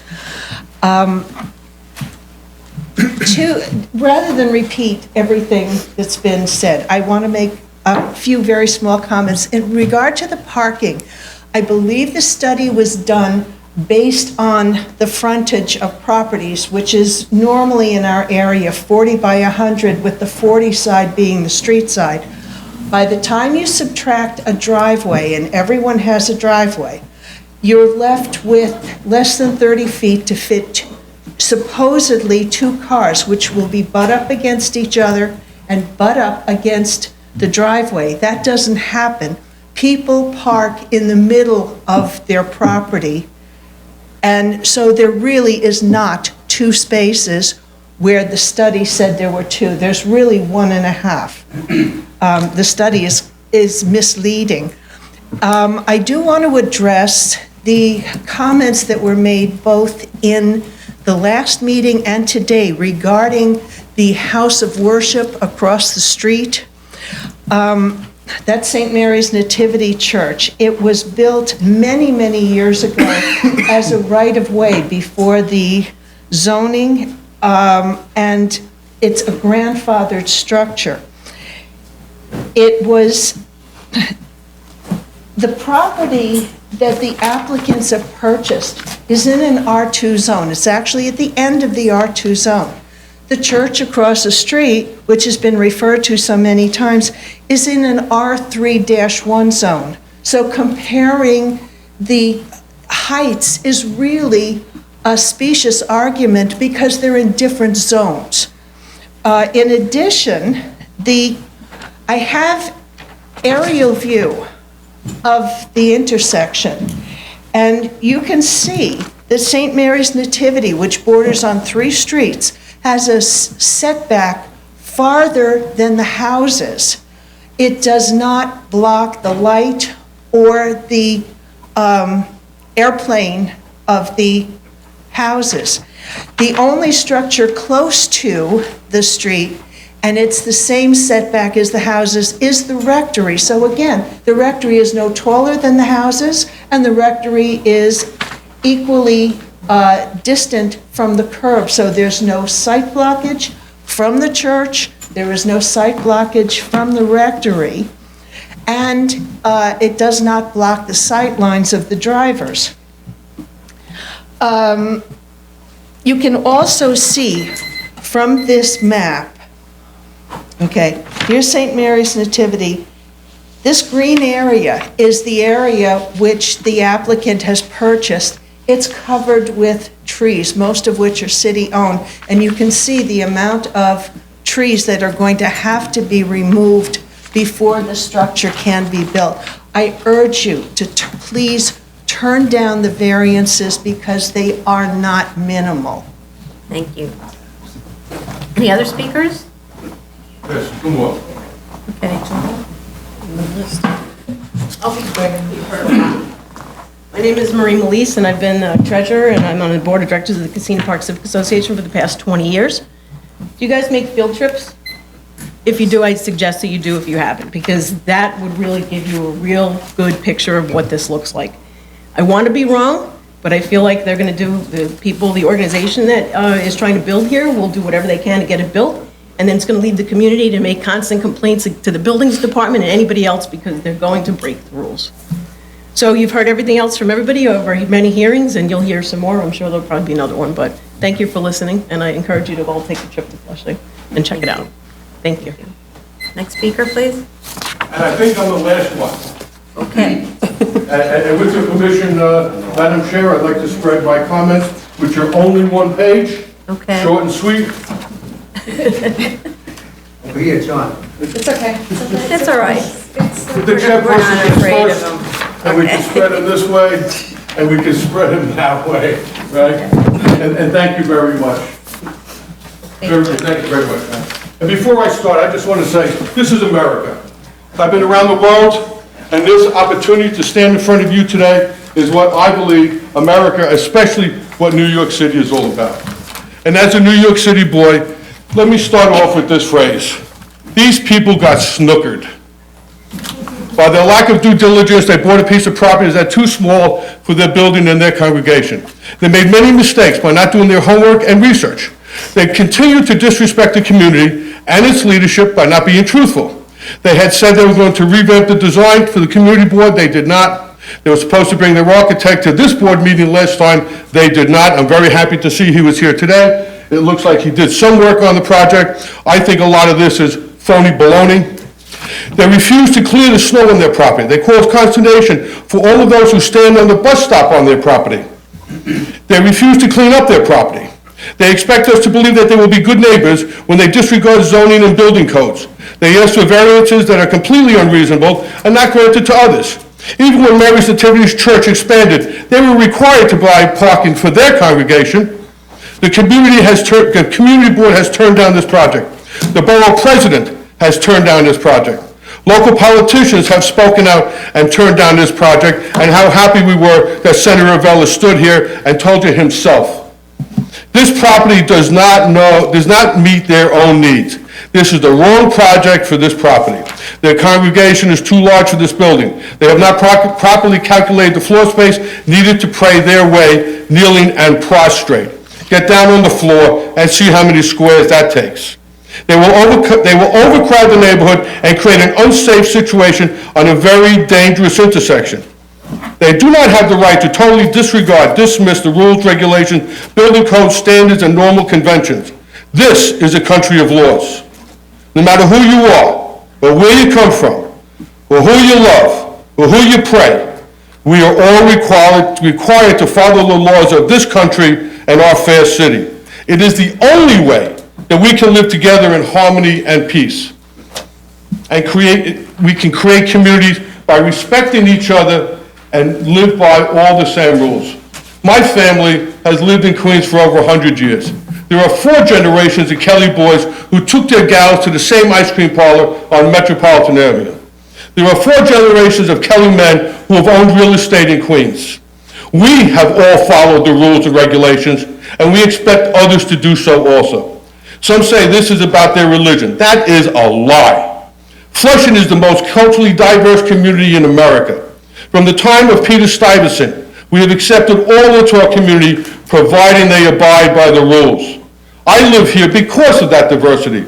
I raised my son to be part of a diverse community and to be respectful of all God's children. We have Christian, Jew, Hindu, Buddhist, Islam, Sikh, Shinto, evangelical, and religions of every flavor praying to the God in the language and customs of their fathers. This issue is plain and simple. This building is too large for the small property.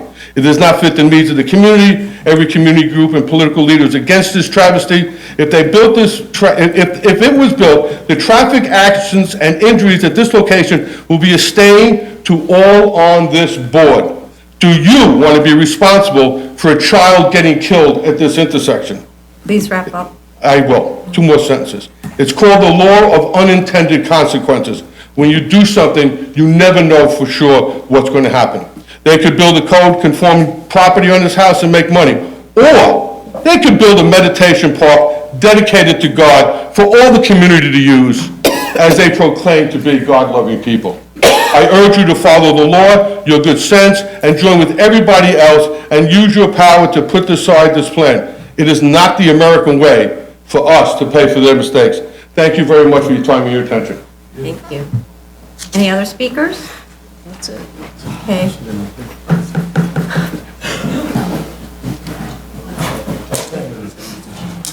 Okay. I think it'd be good if Mr. Heineman heard some of the requests, but okay. Sorry? Yeah, I just saw him re-enter the room, so I want to make sure he's here to hear. Okay. Do you want to add anything or respond? I mean, look, we're sympathetic to the concerns of the community. We want to work with the community. We think this is placed in the right area. We think, I mean, we understand the parking concerns. These people walk and they're eligible for the parking, for the waiver. The congregation will be capped at 420. The building would be capped at 420 under the building code. The congregation lives in the neighborhood now. They're part of the neighborhood. They live there,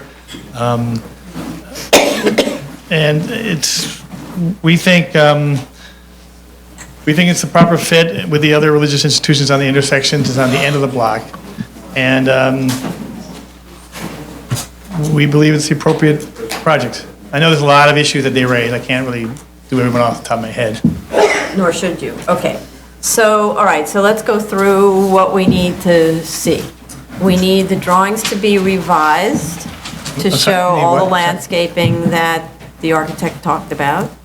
To be very, very specific about the shrubs and the type of shrubs, the number, the location, the fencing, what type of fencing, all that. Hold on. Okay. We need the architect to go through and clarify on the waiver diagram and to correct the staircase condition. Okay. Did I leave anything out about that?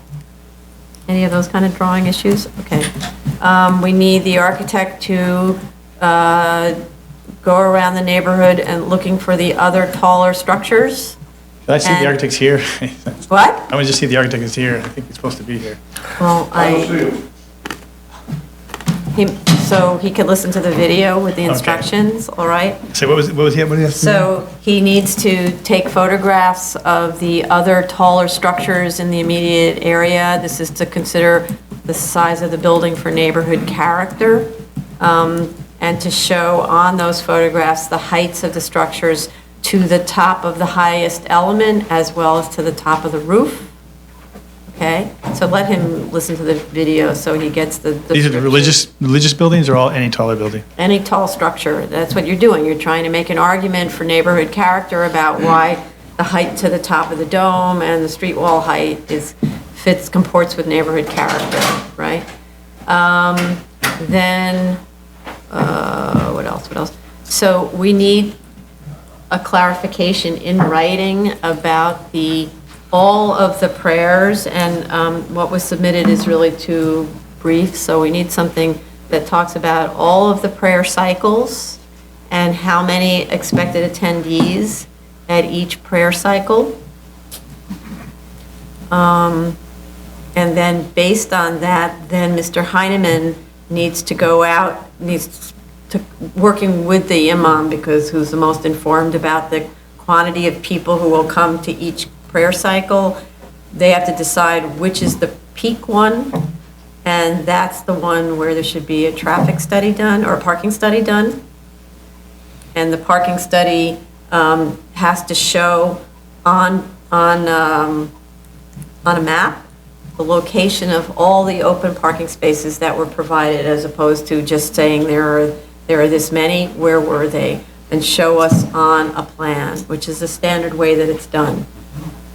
And tell us what the parking signs say, so that we know sort of what the universe is looking like. Right, because if there's no parking, you can't count that as obviously as available parking space. Or if there's a fire hydrant or something, you can't count that, right? And that's for the peak prayer period?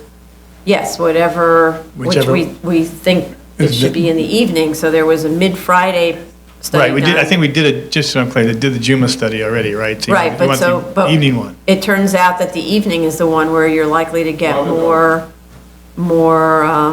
attendees, right?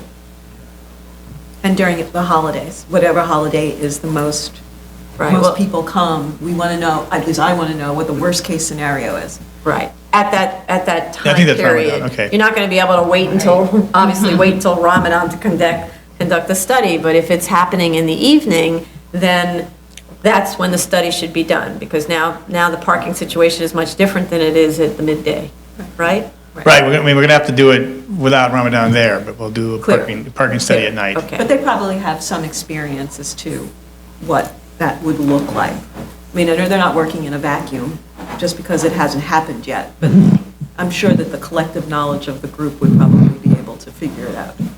I mean, okay, not to quibble, but I mean, I thought since we're eligible for the parking waiver, you still want us to do the parking study, right?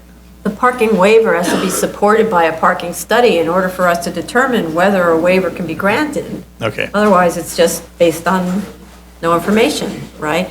So we have information from a noon Friday study, but it sounds like there actually would be, if there's more parking demand, it would be for an evening. So I'm not sure which Okay. evening. That's for the imam to work out, not for you to work out, but for the imam and Mr. Heineman to work out together, okay? When are the peak times that there would be the most congregants there? And what is that hour, okay? What did we leave out? What did I leave out, anybody? I'd say that's probably it, right? Any other questions that I should have asked about? Okay. All right, so those are the things we need. So to the extent that you don't have the notes clear, please ask everybody to listen to the video and make sure that they understand what to do. Okay. Commissioner Montanez, did you have any open questions that you want to address? We just talked about the parking study. Have they provided us with streetscapes for renderings? I believe so, yeah. It shows adjoining properties on the, yeah. Yes. Okay. And then I'm still intrigued by the number of congregants exactly meets the 420, which is the occupancy of those two rooms, and is there any room for growth? Is there room for growth? Is that what you're saying? Right, and is that exactly the number of congregants? And I guess we don't have that information, but one of the community board mentioned that they had a list, so. No, but the information could be provided by, just to clarify the number of congregants. And by the way, with other houses of worship, we don't usually plan for growth, right? They pick amounts that they're meeting, and that's the amount, right? Well, often it's a little bit larger than what they currently have. Well, we have a lot of those little small synagogues, for example, that are only big enough for whatever the projected population is, and they're not going to get any bigger. They're not going to grow. That's the size that is being allowed for, and the occupancy regulations are what determine how many people can be in the space. Otherwise, it's in violation of your PA permit, right? Okay. Okay, so that's it then. All right, so what about? What do we think in terms of time to do this? Yeah, I got it, that's,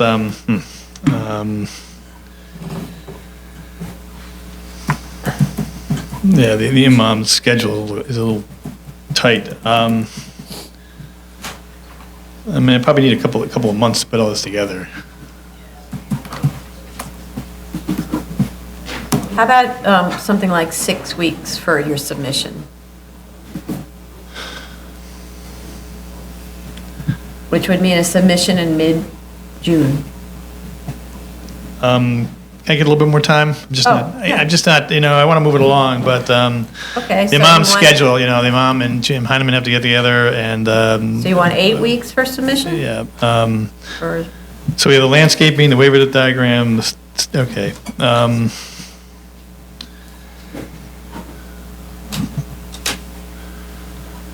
Okay, End of June submission? sure, June, I don't have the schedule. So, okay, so how about a submission on, so a hearing on July 19th? I may be out of town that July 19th. Oh, well, there's not another hearing until August 2nd. Unless you want July 12th, in which case your submission will be earlier.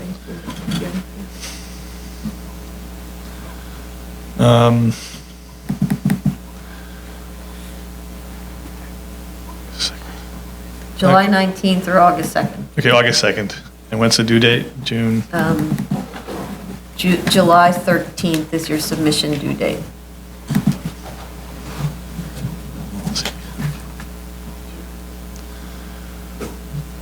That's 2.5 months. Yeah, it's quite a bit of time. Otherwise, it's got to be the 19th, right? Otherwise, what was July? What was July? July 19th with Or- a submission on June 29th. But what was there a date before July 19th? July 12th with a submission on June 22nd. That's 2 months. Okay, let's do that one. Okay, submission June 22nd for a continued hearing on July 12th.